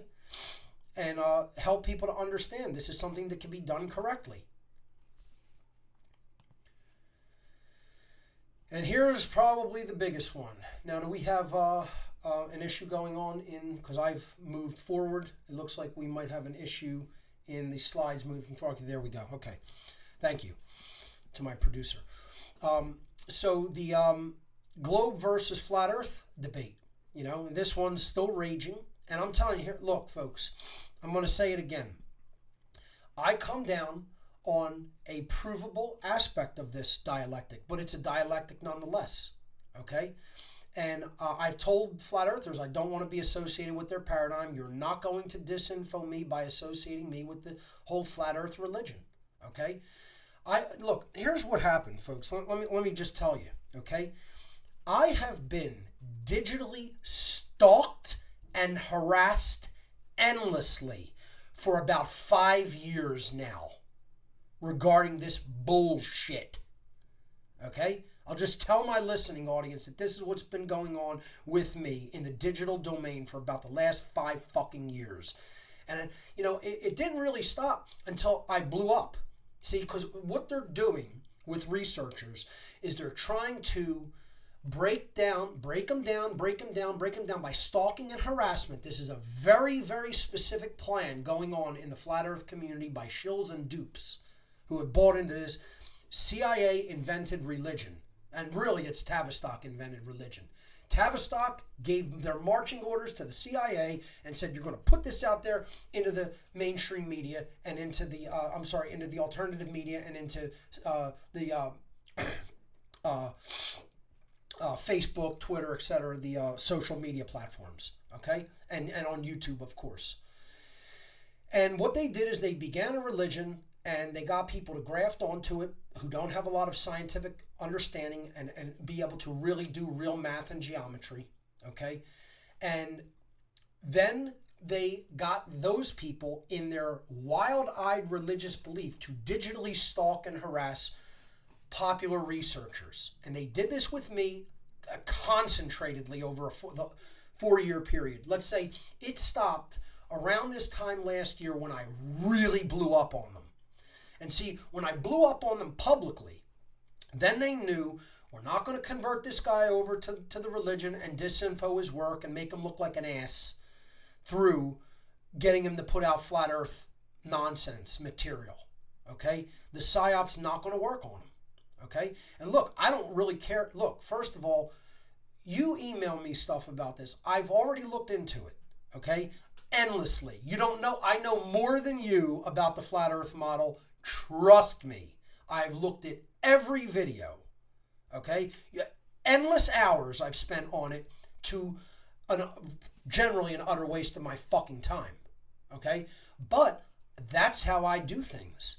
I don't come to a conclusion until I've looked at all the data related to it. So don't give me the shit that I don't know what I'm talking about all the research that's been done regarding flat earth. Trust me, I've looked into it more than you have. Trust me. You don't need to trust me. I'm telling you, I fucking have. Okay? So I don't want to hear I haven't looked into the data. No, I've come to a different conclusion about this model that is inaccurate and provably so, which I will probably get into on a future show or in a full-length presentation that I'm going to call Psy-Ops. Okay? But anyway, going back to this, they have put people on a harassment plan to try to get them to disinfo their work so that they will eventually cover the flat earth. Now, they did this with me, well, let's say from 2014 to 2018. And when I spazzed out on social media about this, the harassment generally stopped because they knew I'm not coming over to that side and disinfo myself by association with this religion, because that's what it is. Okay? The CIA mind control sorcerers in conjunction with Tavistock created a new religion in the space of a year. That's how powerful these social engineers are. They can come up with endless amounts of religion. It's always worked before. They're sitting over at Tavistock and they're laughing at each other. They're laughing with each other and go, shall we invent a new religion today? Oh, let's. Yes. Oh, it's always worked before with these monkeys. Why wouldn't it work now? You know, that's the conversations that go on, you know, between people at Tavistock Institute of Human Relations, you know, and they're working with all the alphabet soup intelligence agencies to put this out into the social consciousness. And it works like a charm. They don't have to modify their Hegelian dialectical approaches of polarization. They don't need to. Why would they need to modify their approach? It works. You know, if it keeps working, continue to do it. You know, why would you change your methodology if what you've always done has worked? You know, these people know what they're doing. They know what they're doing. That's the problem with people. This is why I say, if people really knew who we were up against, they wouldn't fall for this divide and conquer. It can only mean one thing. It can only mean we don't know who we're really up against. And that means we don't really know who we are. But anyway, we're fighting over the shape of our prison. Okay? Fighting over the shape of the prison is what this all ultimately amounts to. Okay? So, they are now doing this, folks, with my friend Max Egan. My friend and fellow researcher in the truth community, Max Egan, is being harassed by flat earthers endlessly. You know, and Max doesn't need this shit. He doesn't need this shit any more than I do or anybody else does. He's come to his conclusion through his research, and people should respect it. Okay, you want to have a different outlook, then put your information out. You know, once I've told you I've looked at it and I don't concur, you know, I don't want to be bothered with it anymore. You know? And because ultimately it doesn't really matter when it comes to human slavery. Whether it's slavery on a ball or slavery on a disc, it's still fucking slavery. You know? That's what needs to be understood here. You know, these people don't want to see it that way. Because I've already put out my take on flat earth. It comes down to two words: because God. That's it. They think this is going to be proof of God. That's why these religionists tout this nonsense so much. Because they're religionists. You know, and they have a religious mindset. They're not actual skeptics. You know, they actually just believe. They've latched onto something that they think is going to be proof of God, and they believe in it with religious fervor. No matter what evidence is brought to the contrary, that you could look at through geodetic surveying, you know, that you could look at through simple visual observation, and many other techniques, by throwing a stick in the goddamn ground, for God's sake. Okay? So we need to stop polarizing on this regard. You know, the shape of the prison doesn't matter. The fact that we're in a prison matters quite a lot. Stop being little children and falling for Psy-Ops. Okay? See, instead of falling for these Psy-Ops and fighting over all of them, the shape of the earth, the founding fathers are the bad guy and Hitler is the good guy. Q's going to drop another, you know, info bomb tomorrow at noon. You know? Yeah, all the white hats are fighting for us. You know, how about the blue avians? How are they doing? Still, warp drive still damaged? We're waiting on that to get fixed so they can arrive and save us all? Yeah, that's what's going on this week? in that community, people fall for what they want to hear, It's because they still have a naive and unscientifically developed mind. They don't understand the methodology for truth discovery, okay? They don't get it, That's why they can be easily led. They're not really thinking for themselves. They're just believing and grafting onto something that somebody else told them. They don't understand the methodology for actual truth discovery on one's own through scientific methodology, through the trivium and quadrivium processes. They don't understand how to apply that. It's because a lot of people just don't understand basic math, really, is what it all comes down to. They can't plug in numbers into an equation. Yeah. So, we have to be much more mature about this dynamic, okay? We have to be much more mature about the dynamic that is going on regarding social engineers and mind manipulators giving us Psy-Ops to believe in and accept with religious fervor. Then we go out and we repeat them, and then we look like idiots by association. On forums all over the internet, people who are questioning what is in vaccines, some of the dangerous compounds that are in vaccines being injected into small children, are now being called flat earthers just because they're questioning things. Oh, you don't want this injected into your child? Oh, you don't want aluminum derivatives and mercury derivatives injected into your child? What are you, a flat earther too? I actually see this and hear it.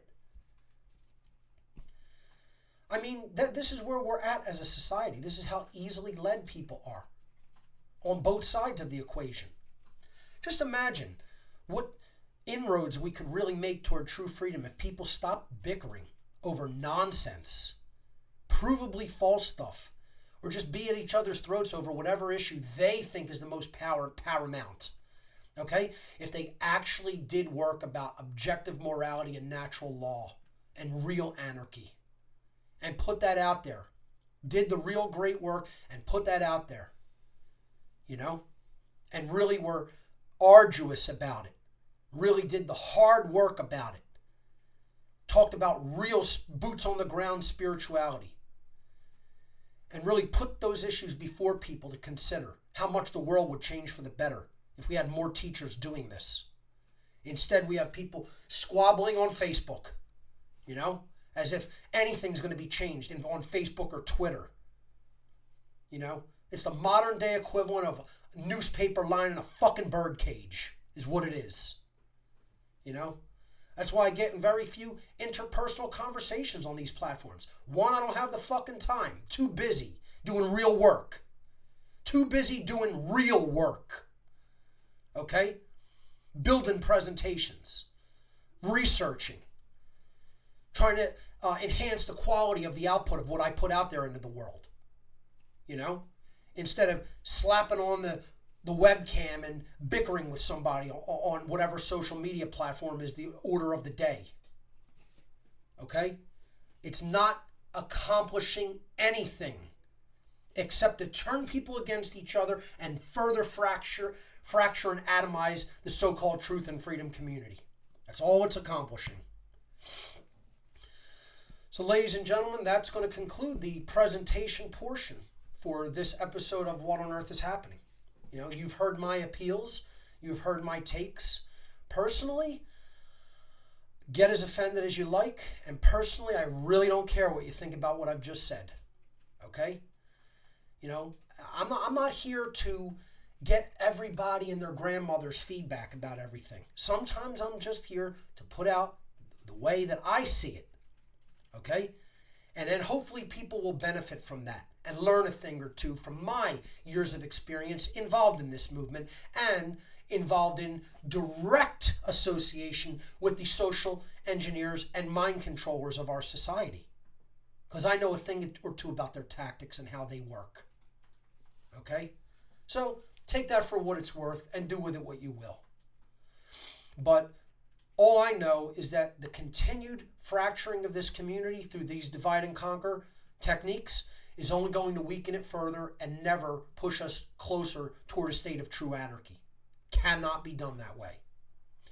So, If you do find value in what you hear on What on Earth is Happening, please consider going to the donation gifts area on the website by clicking gifts. Okay, that will take you to gifts.whatonearthishappening.com. I've fully implemented secure socket layer SSL for encryption on the site, which a lot of people requested. That has been done for a few weeks now. It's working very well. So it's a totally secure site. All your information will be that you put into this will be taken secured. Okay, and you can find hard copies of all of my material there. You can find T-shirts, flash drives, DVDs, coasters, keychains, buttons, stickers, and other items. And the Tesla and humanity's missing paradigm shift presentation that I gave in New York City earlier this year will be released hopefully within a week's time on gifts.whatonearthishappening.com. Also, if you want to take me up on the offer for the Ark, which is a huge 1 terabyte collection on a 1 terabyte hard drive of the data that I gathered and studied to understand the things that I understand about our world, in addition to my personal experience, that I make available for free for people simply for a personal donation for my time and effort. You can go to whatonearthishappening.com/ark to read about the Ark Drive, the amazing repository of knowledge hard drive on which you can get the whole picture. This is where you will learn the whole picture, folks. So take me up on the Ark offer. You can fill out the form and get shipping instructions there, and you can watch a video that we did in a former podcast on how to pack the Ark. Pack and ship it. And finally, if you've found value in any of the work that I've done here on What on Earth is Happening, to support my work well into the future, please consider making a donation at whatonearthishappening.com/donate. There are 9 ways to donate on the site. You can also look at the wish list, the Amazon wish list. We're always trying to improve the quality of what we do here through technological devices. These are our helpers. Technology is the helper for the medium of spreading truth. Okay, so we could always use some better equipment. So if you see something that you'd like to contribute in the form of technology on the needs list, please feel free to do so at whatonearthishappening.com/donate by clicking the Amazon wish list button. That having been said, that concludes our presentation form for today, and we're going to go to your calls on Discord. Ladies and gentlemen, you can always get to the Discord call-in room by going to whatonearthishappening.com/show. Okay, so go to the show page. Sorry about that. Go to the I'll mute this. Go to the show page. Okay, and if you switch back to the slides, I'll just show them where that call-in link is. This is the live show page. Quickly. There we go.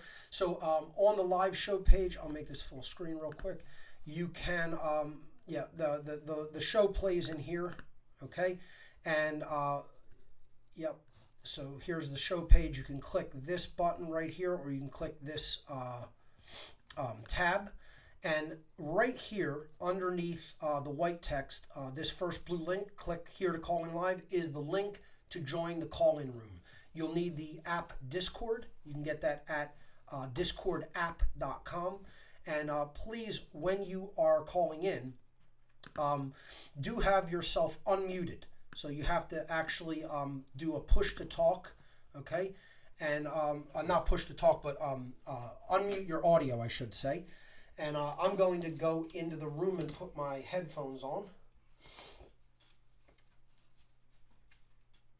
And we're going to get ready to take your calls for the duration of the show. Okay, so I'm being told my audio may not be coming through. Let me readjust that momentarily. Is it coming through now? Looks like it's coming through. Okay. Okay. All right, so let's see who is in the call room. All right, we left off last show with Bob from Cincinnati. I told you if you called back in that I was going to take your call first. Bob from Cincinnati, my friend, welcome to What on Earth is Happening, episode number 202.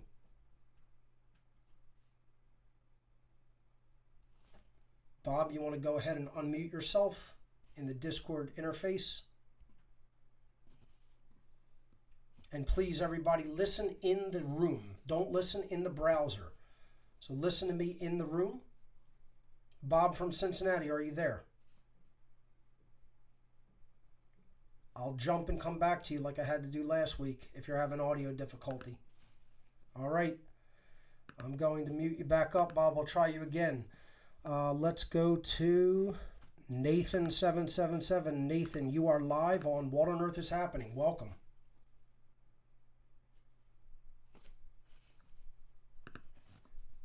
Nathan, can you hear me? I'm being told I am being heard in the Discord room, it would appear. I am unmuted. You have to unmute your microphone from your end. All right, let's go to Ivan from Phoenix. Ivan, you're live on What on Earth is Happening. Welcome. Looks like we may be having a issue with audio coming in from Discord. There we go. I think, okay, let me go back and try this again. Looks like we're having some server audio problems. Let's go back to Bob from Cincinnati. Bob, you're live on What on Earth is Happening. Can you hear me now? Folks, I apologize. My producer's trying to work this out. Hello, Mark. Bob, welcome to the show. I just heard him. Is my mic? Hello, Mark. There he goes. Yes, Bob, I can hear you now. Am I on? Yes, you are. Bob, I can hear you. It appears that he can't hear me. I think it's delayed, Mark. Okay, you have to be listening in through Discord, not through your web browser. Okay, if you listen in through the web browser, it's going to be delayed. You have to actually have your audio directly through Discord. This is why I always recommend using in the Discord app. I'm only listening in through Discord, and you are still in a delay. I don't hear you through the headset. Okay, so it looks like we're experiencing some kind of a delay issue in Discord. This could potentially be problematic. Let's try to get it worked out. I'm going to quit Discord and relaunch it, and let's see if that helps. Give me a moment, folks.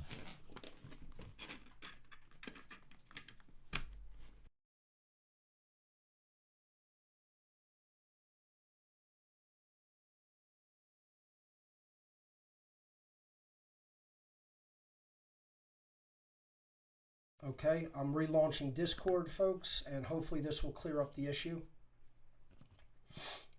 All right, let me jump back in the caller room, and let's go back to Bob. Bob, you're live on What on Earth is Happening. Can you hear me in real time now?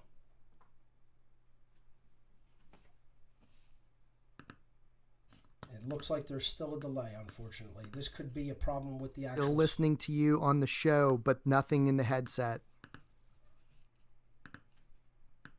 Okay, so not sure if we're going to be able to take calls.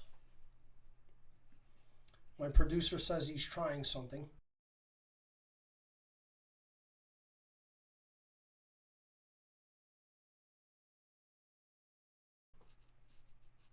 All right, I'm following a suggestion from my producer. Check. 1, 2. All right, he's telling me that I'm being heard. I Bob, hear you in there? the headset. There you go. Can you hear me now?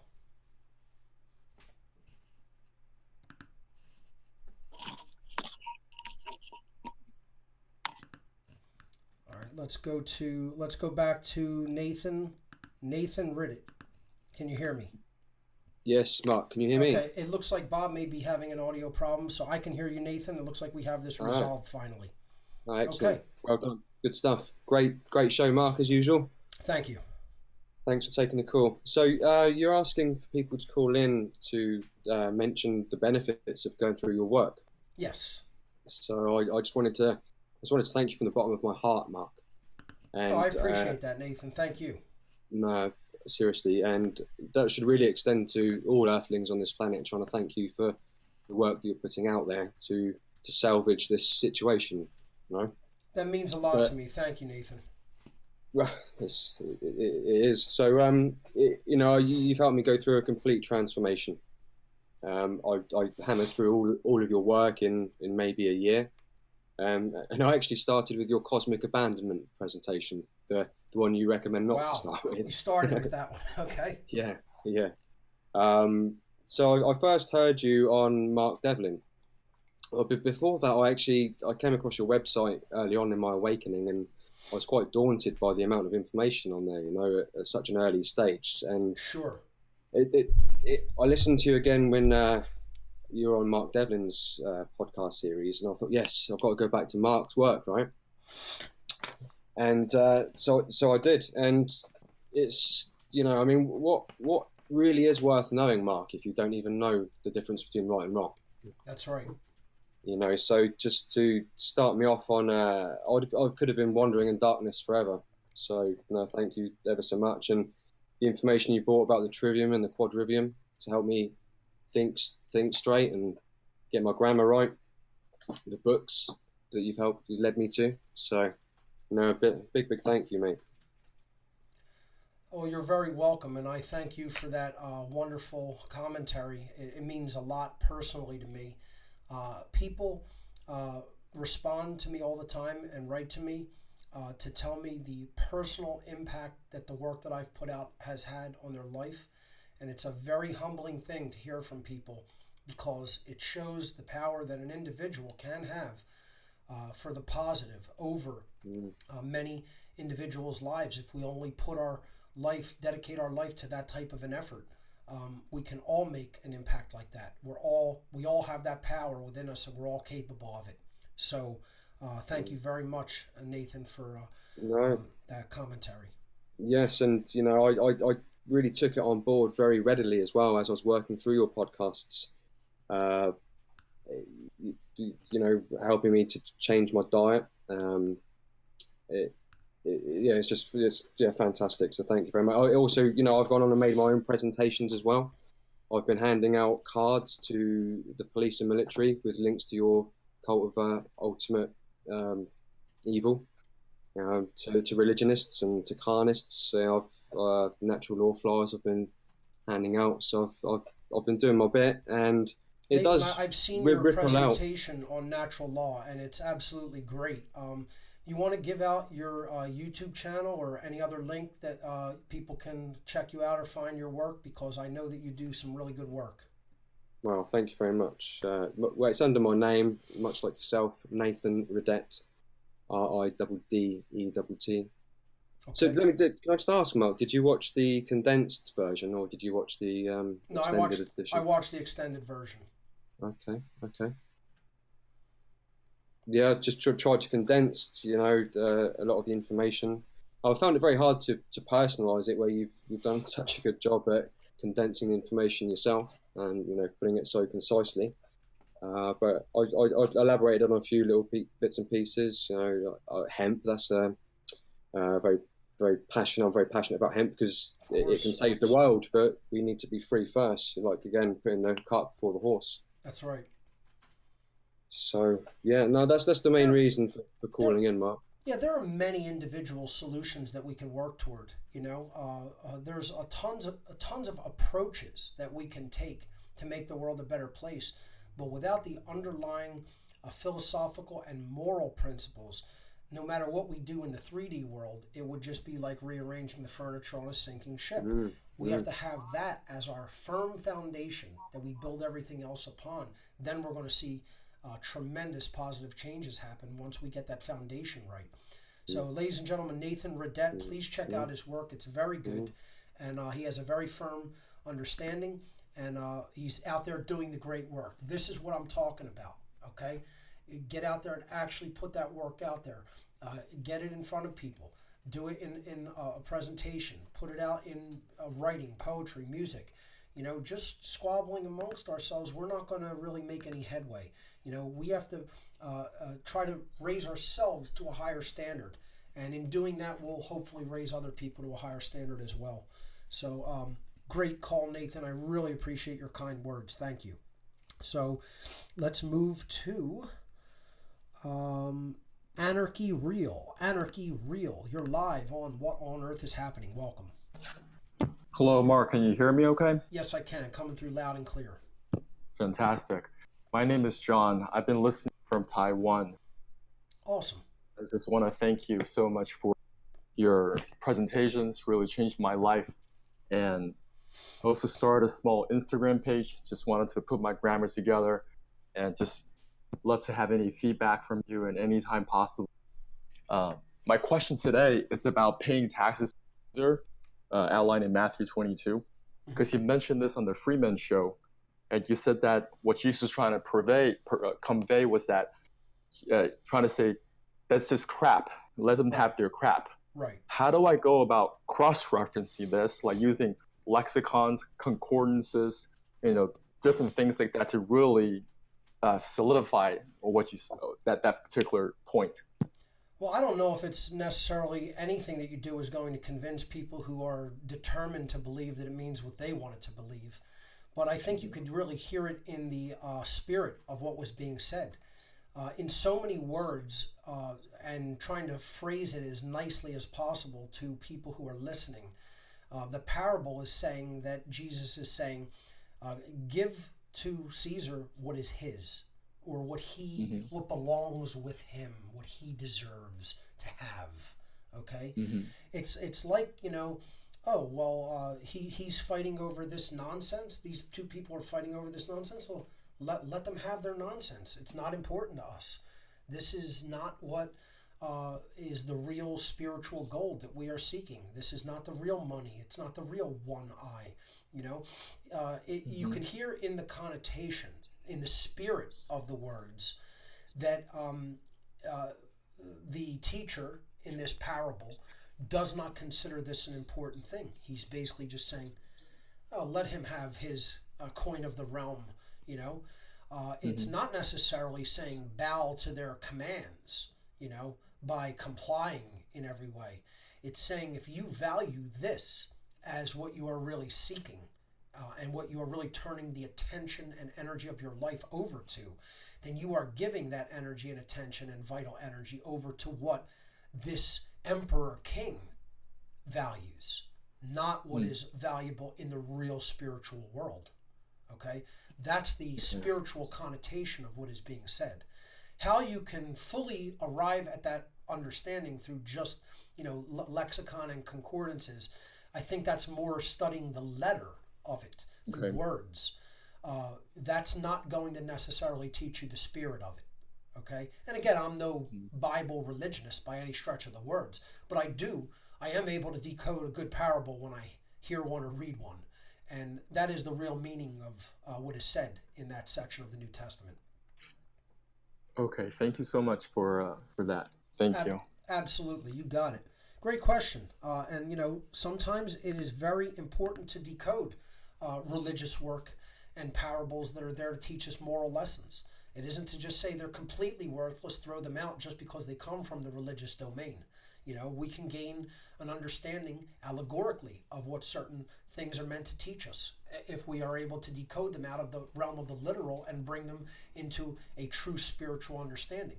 And that's what I strive to do with works of religion, parables, etc., things like that.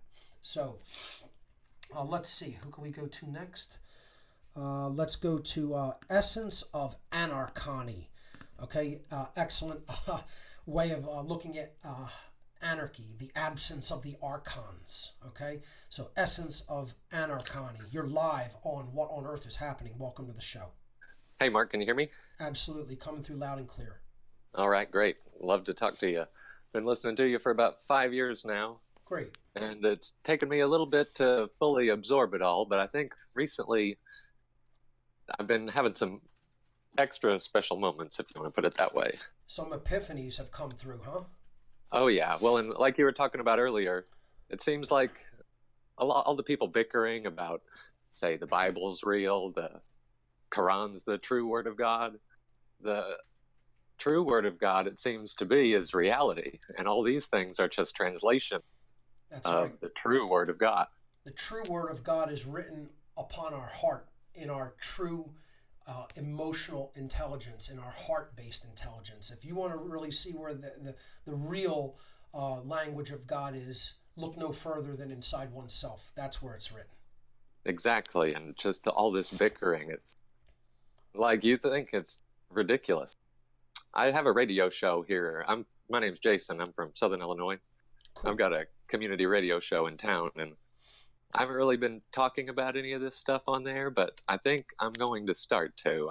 Recently I've started to try and stop playing music that has bad messages, because that's just part of the mind control. I'm trying to get it a little more focused on freedom-related music, which, in looking for that, it's kind of, there's not a whole lot of stuff out there. Few and far between, unfortunately. A quick anecdote, now that you mentioned like freedom-related music. A friend just told me that, he attended a show where he was actually playing in another band, and he said that socialism and communism is so strong even in the metal community.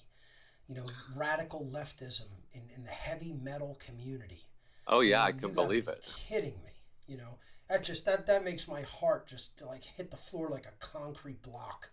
To think that that's what's going on in even metal related music, which is supposed to be about real rebellion and freedom and saying no to authority, and I just can't believe that that's how wishy-washy even the heavy music scene has become in the modern day. It's very sad. Oh, I know. Evil's saturated every aspect of being, it seems like, or is at least trying to. And it brings me to art, which for the longest time I was thinking, is art all evil? Because it's all kind of a distraction. But recently I've been realizing that it's only if the art is portraying a negative message. You can push natural law and truth in really any kind of art. Like your music, it's a heavy, hardcore type of music that some people would be like, oh, that kind of turns me off. That sounds angry and it's just loud. But there are people out there who like angry, loud music, and you can bring truth to them from that direction. It's the people that haven't reached zero on the tarot deck that aren't even asking the question. You can maybe get them to ask one of those questions. That's exactly right. Or like the video games even. Like video games really get deep into your mind. You're playing a game, the whole world disappears. Yep. But take, for instance, there's a game out there called Papers, Please. You play in a border guard. You got to check people's papers, make sure there's no discrepancies, and if there's not, you let them through. If there are, you kick them to the curb.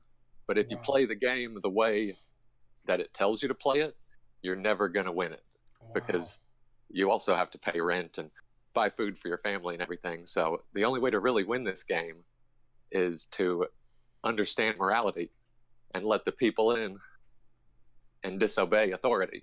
Right.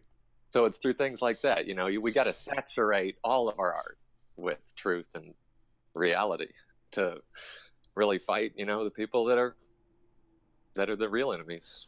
Without a doubt. Video games can really be laden with heavy-duty allegories.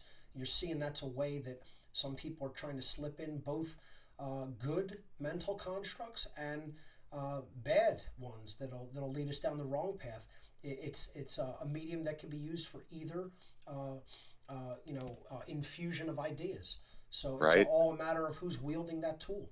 And you can see very powerful positive video game allegories in many cases. Oh yeah, and like Suspiria, I saw that recently, and I saw that Truth Stream video. But I'm with you. I saw you on Vinny the other day, and I think that movie was good, because ultimately, Blanc. Have you seen it? I have not. Okay, well, it seems like good wins in the end. Okay. If you look at it allegorically and not through this Christian fear of, oh no, there's magic and witches. Seems like the allegory of that movie was good, and I want to see it again, because I might be misremembering it. But I'd like to hear what your one friend who might get a movie show has to say about that one. Sure, absolutely. All right. Well, it was great to talk to you, Mark. I don't want to take too much of your time. I'm sure I'll call back. Without a doubt. Thank you so much for the call. Great points made. See, it's just we always have great callers that bring up tremendous topics and have a very focused approach to what they see and hear. And I've always said I have the best calls on talk radio, on the internet, period. Okay, let's move on and go to let's see if I'm pronouncing this right. Flowey, you are live on What on Earth is Happening. Welcome. Hey Mark, can you hear me? Yes, I can, loud and clear. Perfect. Well, first of all, like everyone else, I want to express my gratitude to the work that you're doing. You have really changed my perspective about esoteric teachings. I started following your material about a year ago, shortly before Anarchy. Okay. And then I saw you on stage at Anarchy, where I also met Pat and Carmen. Mm-hmm. And I'm working with the State of Anarchy, where you are doing the Anarchy event later this year. Yes. So everything. The Anarchadelphia event in Philadelphia, yes. Oh yeah, sorry, yes. I misspoke. Anarchadelphia, no worries. Exactly. Yes. And your talk about 9/11 and the chaos magic and how it relates to numerology and the 11 and so on really put me down a rabbit hole that has influenced me on such a personal level, where I saw this guiding me from one point to the next, and then opening at certain key points magic moments in my life that happen at powerful rep digit numbers. Sounds like you went down what they call the sinkhole. Yes, also the mysticism wormhole. The synchromysticism, exactly. Last week, Zachary Hubbard from Gematria News Effect was calling into your show. I think he was the last or second last guest. You didn't have much time to talk about his work, but it's absolutely amazing. Your work basically led me to his. Okay. And he is effectively predicting sports events and deaths like George H.W. Bush. He predicted that he will not survive the month of November last year, and he died at the 30th then. Okay. And it's really, really interesting how numerology and gematria defines our daily life with news and sports events and murder by numbers, where celebrities are being killed off with supposedly faked suicides, and then all fitting by the numbers. So you were just talking about this season that we're having right now for shootings. I found this really, really interesting. There's in the middle of that season, there's April 4th, so basically directly in that season, if I'm not incorrect there. Yeah, it's about right in the middle. Yep. Which is April 4. That is the 4/4, the 44 day, which is equaling kill in the English ordinal cipher, and it's being used a lot. Sure. We saw, for example, Martin Luther King being assassinated that day. Look at David Berkowitz, who they called Mr. 44, the New York killing spree. They called him the Son of Sam, and then a later book came out about his potential involvement in a much wider satanic cult network. Interesting. Yeah. Yeah, so, I noted down his name. I will check him up later. But I want to come back to the... Gematria is a very, very interesting topic that can lead people down all kinds of paths of discovery. And these occultists, they like their numerology, they like their ritual, they like their repetition, because it's very predictable. And they have that reptilian aspect of the brain that is constantly working, and they like that a predictability and repetition. It's something that they value, and they always go back to, and they don't modify their techniques as long as they work, which is something I'm trying to explain to people on a show like today's. So it's something that I think people would really learn a lot from studying more into. But yes, go ahead. Continue. Absolutely, I agree. And we see it in the Christchurch shooting more than we could imagine, just on the nose. So, for example, the first mosque that has been attacked was at 101 Deans Avenue in Christchurch, 8011. And this is really interesting because 101 equals Ides of March.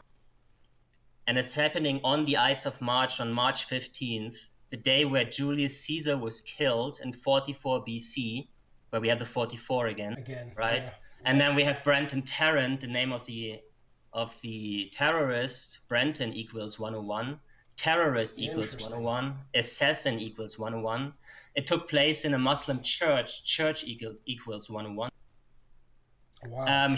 He wrote the manifest with the title The Great Replacement. By the way, all these ciphers that I just mentioned, most of them were all in the English ordinal, so the ABC 123 cipher, basically. Then we had the title of the manifest of The Great Replacement, which is 101, in reverse for reduction. So you applied the rules of numerology in reverse. What a lot of these, you know much more about this, but I think it's being used in Thalemia, Aleister Crowley magic, reversing everything. And it's coming down to duality too, and that's the same as 9/11. That reduces to 2 because the 9 is like a 0 in occult numerology. It doesn't change the value. Right. Yeah. And it's also really interesting how the news after an event is immediately putting certain phrases into hyphens. For example, now the New Zealand Prime Minister said within hours, our gun laws will change. Yes, I saw that. Yep. With our gun laws will change in hyphens being recycled by all these different news agencies. And that equals also 101 in a single reduction cipher. And what is really more interesting is how these events are pinpointing to other events. So they're going back in certain number of distances. We saw that at 9/11 we had all these different events which were tied to 9/11, what happened afterwards. Like I don't know exactly. These events, like these attacks in Spain that we saw, in London that we saw, they were all tied to this. And separated by like 911 days, etc. Yeah. Exactly. Yeah. And now what we have this phenomenon of August 11, 2019, and Zachary Hubbard and his, I call it the hive mind community of Gematrianators, who are all into this and doing this research on, shared on all these different people, that they're finding amazing things. And August 11 is the 223rd day of the year, which is the reverse 223, 322 skull and bones number. They love reversals as well. That's another thing that's important in the occult. Inversions are a big part of their entire ideology. And it falls on... Go ahead. It falls on Tisha B'Av that day, the day where they mourn the destruction of the first temple of Jerusalem, the second temple of Jerusalem, where the Jews have been expelled from France, Spain, England, the start of the First World War, the start of the Holocaust, all correlating with Tisha B'Av. Wow. And basically the 11. Tisha B'Av is all about the 11, it's all about the twin pillars that stood at the entrance of the Temple of Solomon. And that was what the whole destruction of the World Trade Center was all about. Symbolic destruction of the Temple of Solomon. Right. Exactly. And me watching this video of yours really put me down this rabbit hole. Now we see this here with the Christchurch 8011 having the zip code there, right next to the 101 that already showed us its importance. So that is August 11. That is exactly these numbers that we're looking at. Mark, I tell you... That's one day before my birthday. I'm August 12th. Is it? Interesting. Yes. And I'm not going into all the details because that would be a 2-hour talk. I leave it to everyone to research that themselves. There are videos by by Zachary Hubbard out.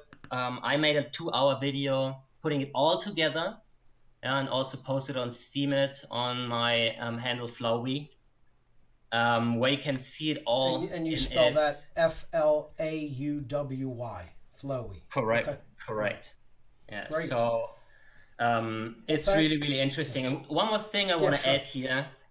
There is more how it's connecting to August 11, this shooting here, because the attacker said, don't forget to subscribe to PewDiePie before he went on his rampage. Right, I heard about that.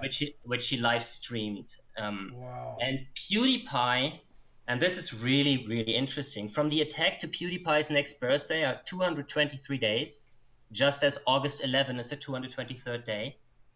Wow. And then, because we have 365 days, accordingly, it's also 142 days from his last birthday, which also is August 11 leaves 142 days in the year. PewDiePie's birthday in base numerology, October 24th, 1989, 10 plus 24 plus 19 plus 89 is 142. Terrorist equals 142. The attack was reported to the local police at 142. Wow. Yeah, it's really, really interesting. At some point, you have to consider how much could possibly be not a coincidence. You know, it's like, there could be synchronicity involved in it, but then you could say these occultists certainly are fond of their numerology, without any doubt. Check out Flowey's work. I'm going to have to look deeper into some of Zach Hubbard's work. I'm definitely going to do that. But there is absolutely something to Gematria. You see it plastered all over the 9/11 event and many other events like the 7/7 bombings in London, etc. And they most certainly are doing these things in a ritualistically designed way. They're orchestrated events, most certainly. All right, I'm going to go and try Bob again. Bob from Cincinnati, you're live on What on Earth is Happening. Are you there, my friend? Looks like Bob may still be having technical problems. Bob, I'll try to get you back before the end of the hour. I'm going to have to get Bob either a good headset or mic or whatever he's lacking in his setup. Let's see. Let's go to Electric Boogie. Electric Boogie, you're live on What on Earth is Happening. Welcome. You're unmuted at the server end. Make sure you unmute yourself in the Discord interface. All right, I'm going to jump. Looks like they disconnected already. So let's go to Living Outside the Box. Living Outside the Box, you're live on What on Earth is Happening. Welcome.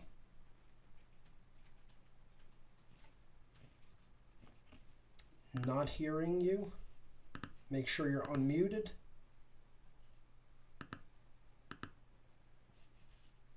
Going once, going twice. All right, let's go to the next one. Let's go to let's see. Let's go to Rob Hood. Rob Hood, you're live on What on Earth is Happening. Welcome to the show. Mark, can you hear me? Yes, I can, loud and clear. Hey, what's going on, man? So I got a few things. Again, love the show, and I'm so glad you're back on. But what I wanted to discuss was, one of your earliest presentations, I remember you talking about the most addictive drug. Mm-hmm. And everyone in the rooms is like, cocaine, no, mm-hmm. heroin, mm-hmm. marijuana. And then all of a sudden you said, no, it's adrenaline.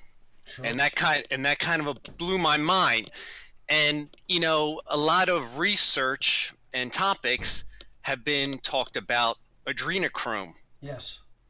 And then when you hear Jay Parker speak, you're like, holy cow, these guys are sick. Let's tell people a little bit about what adrenochrome is for those who may not know. At the time sure. of a very traumatic experience, especially that either borders on or fully goes to death, okay? A substance is released from the spinal column of a human being, the adrenal glands of a human being, that is known as adrenochrome, okay?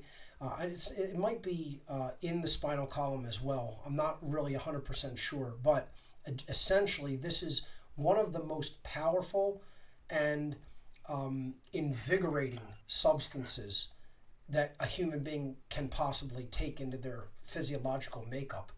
And it would appear that this substance is actually harvested in some satanic occult rituals when they actually take the life of sacrificial victims. And it may be one of the things that some of the human sacrifice rituals that were done in the ancient world, like say in the Aztec tradition in Mexico, were done to procure. So people should look into adrenochrome, and you can research what that is and what it's all about and why these high-level occult elitists want to procure this substance, because many of them think that it will keep you young almost indefinitely by taking it. That's how powerful of an adaptogen, and it'll transform someone at almost a cellular level. Yeah, it's pretty it's pretty sick and twisted. I mean, and also if you follow Michael Tessarian's work, and he talks about the vampire and then the psychic vampire and all that, all this stuff aligns. Yeah, I mean, it's just wild. And as an everyday person, as myself, I don't have a show. I'm kind of disappointed in myself for not being as I guess you could say proficient in all this stuff. But what I do is everyone I meet, I try to talk to them about this stuff. And it's a very good way to start, because when you start doing that, at least talking to others will get you some confidence in an interaction. And all really doing a radio show or TV show is talking to someone who is in the room, except they're not in the room. They're just scattered throughout the world in a listening audience. That's all. My problem is I'm just technologically illiterate, and I realize that is a hurdle that I have to overcome. It's a big part of doing this work. I'm going to try to close that gap by, again, maybe doing a seminar called How to Become the New Media, and actually teaching people some of the technological aspects of doing this. I may even do some of it right here on What on Earth is Happening. So that would be awesome. Yeah. But no, just kind of blow through these last couple points. So when you're woke, or I guess you could say aware, or conscious. So if you haven't seen this new Audi commercial, they talk about this like creepy old lady brings this like beautiful woman back to this like butcher shop, and she says, "I understand you thirst for adrenaline," and brings her back, and then there's the car. So that's just one thing. I also want to touch upon, it's kind of again crazy how I wanted to call in today and talk about the king mentality, because I'm a big basketball fan. Mm-hmm. I've been watching that King LeBron James and his deterioration. So if I was him, I'd be kind of freaked out about all the God bless you. About all the previous kings with that moniker. Just something to think about. And then the other thing the last caller touched upon, that movie Us comes out next week, which is on 3/22. August has Us in it. Very creepy. That's another thing. Gender, this is just for my own personal thing. A lot of my friends are getting divorced, and they keep on saying, commenting to me, "I understand why you never got married." And that's not really the case. I never got married because I never made a connection with anyone yet. You know what I'm saying? And I didn't feel the need to follow society norms to do that. See, a lot of people believe that because their personal relationships have failed for whatever reason they have failed, that somehow extends to everyone of the opposite sex, and nothing could be further from the truth. It's just a personal experience. And sometimes people grow apart. Sometimes people go down different paths in life at different times. And, it doesn't mean you have to hold the entire opposite sex responsible for the breakup of a personal relationship. It's something that may happen to help us to learn and grow as an individual. So, again, it's part of the whole divide and conquer strategy to really try to break down the bonds between men and women and just between individuals. They want us atomized. That's what they want. Atomized people are easier to defeat. And the last two topics I just want to touch upon, and maybe you can speak about them further, is guest on TV, podcasts. I'm going to use Joe Rogan as an example. When they have guests that talk about touchy situations, if you follow their eyes, it's almost like they're reading from a script or a teleprompter. They're not having a conversation with the guest. Mm-hmm. I think the show is planned. I think it's scripted, and I think it's just another way to brainwash the masses. And then the other thing is, I'll briefly chime in on that. I do have my own take on Joe Rogan. I don't particularly really see him as the genuine article. I've never really seen the big appeal to the show. I don't really think it really, personally, I don't really think it goes as deep as some people claim that it does. Right. And I was never really a big fan, to be honest. I personally like him much better as an MMA commentator than a podcaster. I agree.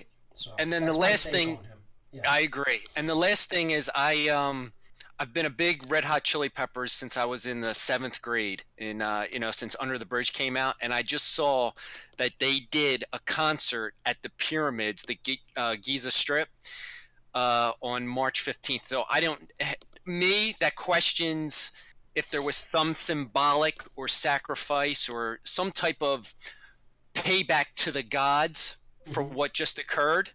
And what is your take on if you like music? Because I'm like torn right now. I'm like, man, that's kind of creepy that they played at such a magnificent, I guess you could say, space in the universe, and a certain event occurred. Is it? And I don't know if it necessarily means that the artist is in on it. Sometimes they just want to go where the fame and money is at, and they'll just say, yeah, you're going to. Our booking agents told us this is the gig we're going to do here, and they go and they play and they find themselves involved in whatever it is. And they're just pawns, pretty much. Look at the guy who plays the organ at the ritual events in Eyes Wide Shut. He's not a member of the cult. He's just paid to play.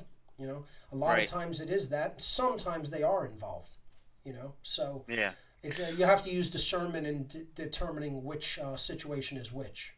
All right. Well, thanks again. And, I'm in the air. You know who this is. Anytime you want help with that guard in the backyard, let's get that going. Cool. You got it. All right, man. I'll see you.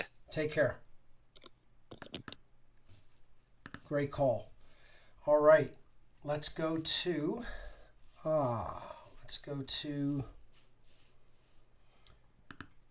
this should be interesting. Let's go to Lucifer, spelled Looseffer.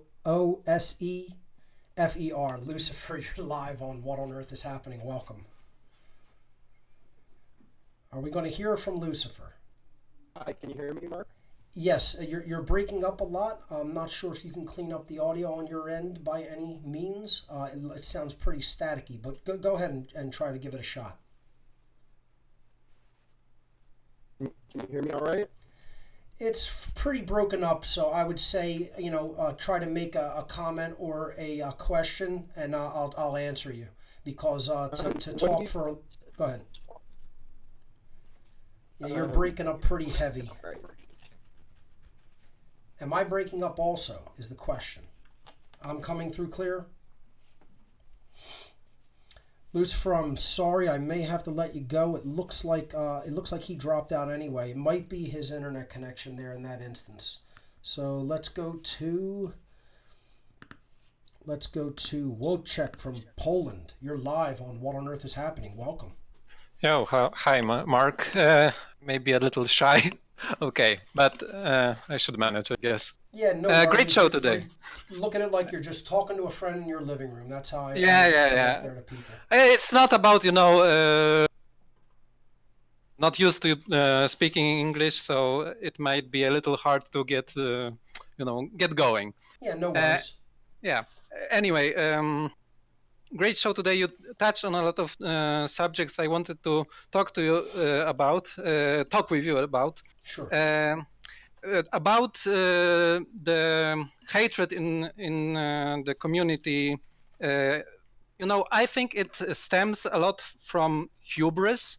There is a lack of humility in the community that I noticed. People call themselves like enlightened community, and so forth. Right. So it's something that like I think it's like foolish people like to feel smart, and I'm not saying it like in a way to criticize others, because I was, and to an extent am still like that. It's something that one has to work on, I think it's a matter of discernment, which is why I chose to wear the shirt that I'm wearing today.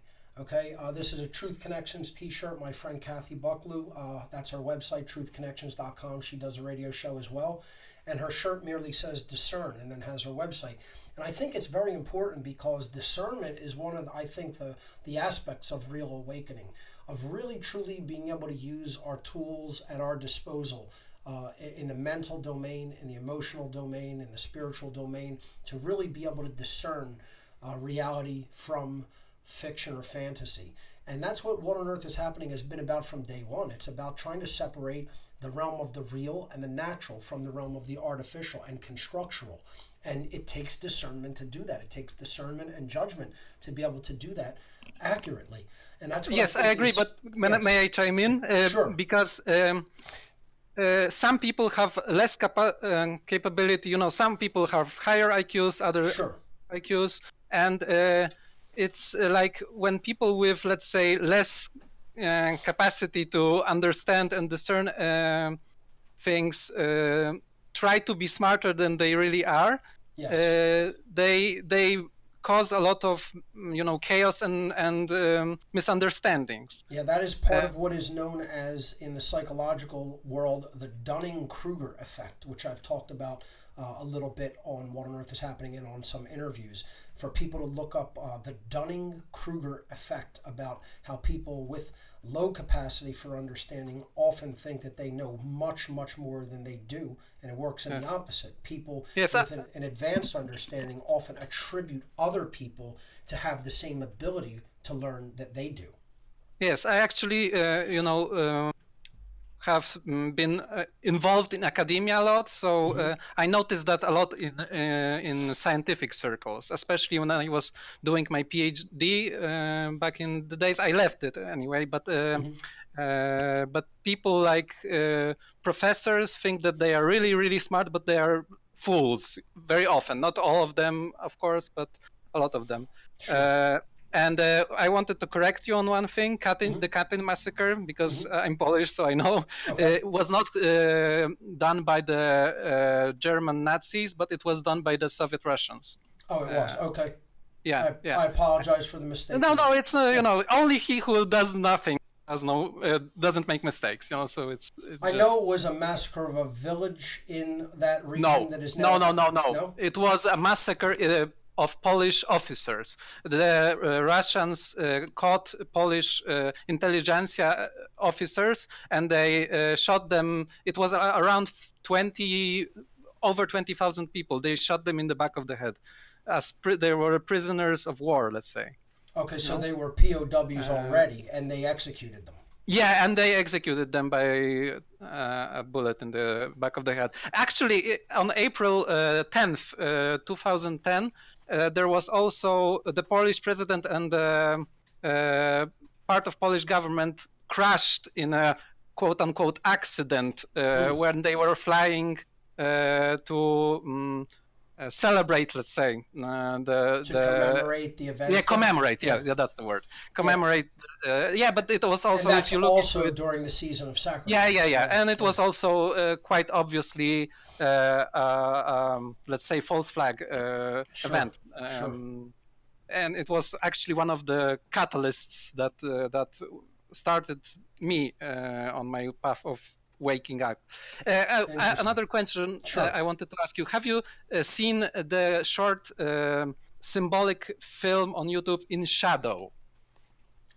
It sounds familiar, but you'd have to refresh my memory about it's what very it is similar to iPad Goat, but it's different. It's made by someone who is really in the...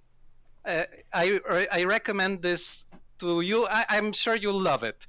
To you and your audience. Yeah, In Shadow. It's like 13 minutes long, animated.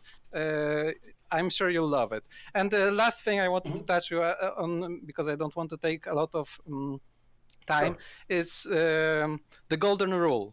Because you often said that the apophatic way of understanding it, that do not do harm unto others, or do not do to others what you wouldn't want done unto yourself. Done to yourself, is like the the stronger one. And I agree, but actually do unto others what you would like others to do unto you is a bit different, because the first one, from my perspective, is you can do nothing and actually you don't harm anyone. But the other one is more of a service oriented one. So I look at it as the difference between those is the difference between morality and ethics.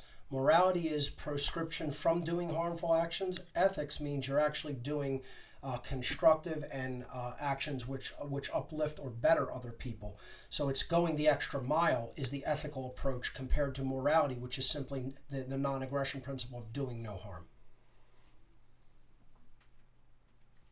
Did we lose him? Well, anyway, in that essence, I think that covers the essence of what Wojciech was just saying. So thank you so much for the call. Great points. Thank you for correcting me regarding the Katyn massacre. Okay, so we have about 5 or 6 minutes left in the show. Let's see. Let's go to Lokito. Lokito, you are live on What on Earth is Happening. Welcome to the show. Lokito, are you there? Hi, can you hear me now?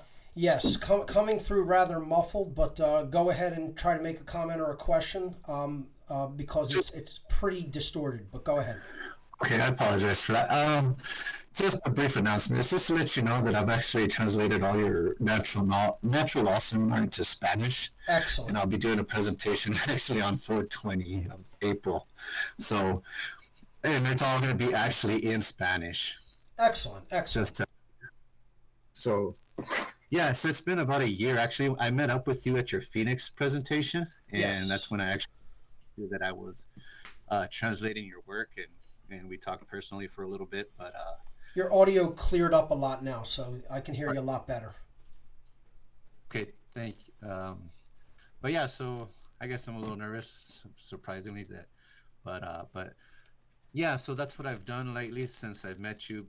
So I literally translated all that work. I want to thank you for doing that because that's a real labor of love to translate that much language into another language. So anybody that does want to do any translation or transcription of my work, you don't need my permission to do it. As long as you upload it, re-upload it in its complete form, without changing the context, go right ahead. I have always told people that is fine to do. So I appreciate that you are doing that and making that available for Spanish speaking people. So thank you. I know, and thank you too. I guess I kind of got more of a push once I heard it from you personally when you said go for it, and I was like, all right, cool. It's like, I know you said that it was for free and anybody can do what they want with the information. It's just I guess I just needed to hear from you, and I was like, sweet. Great.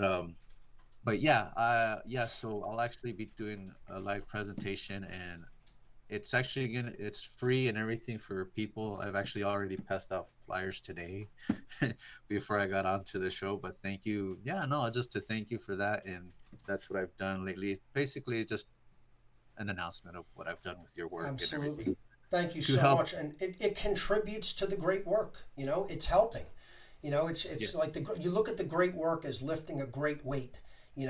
Every effort to help counteract that force of gravity that's holding it down helps. So you're doing what you can do and bringing some work to the table. So I really appreciate that.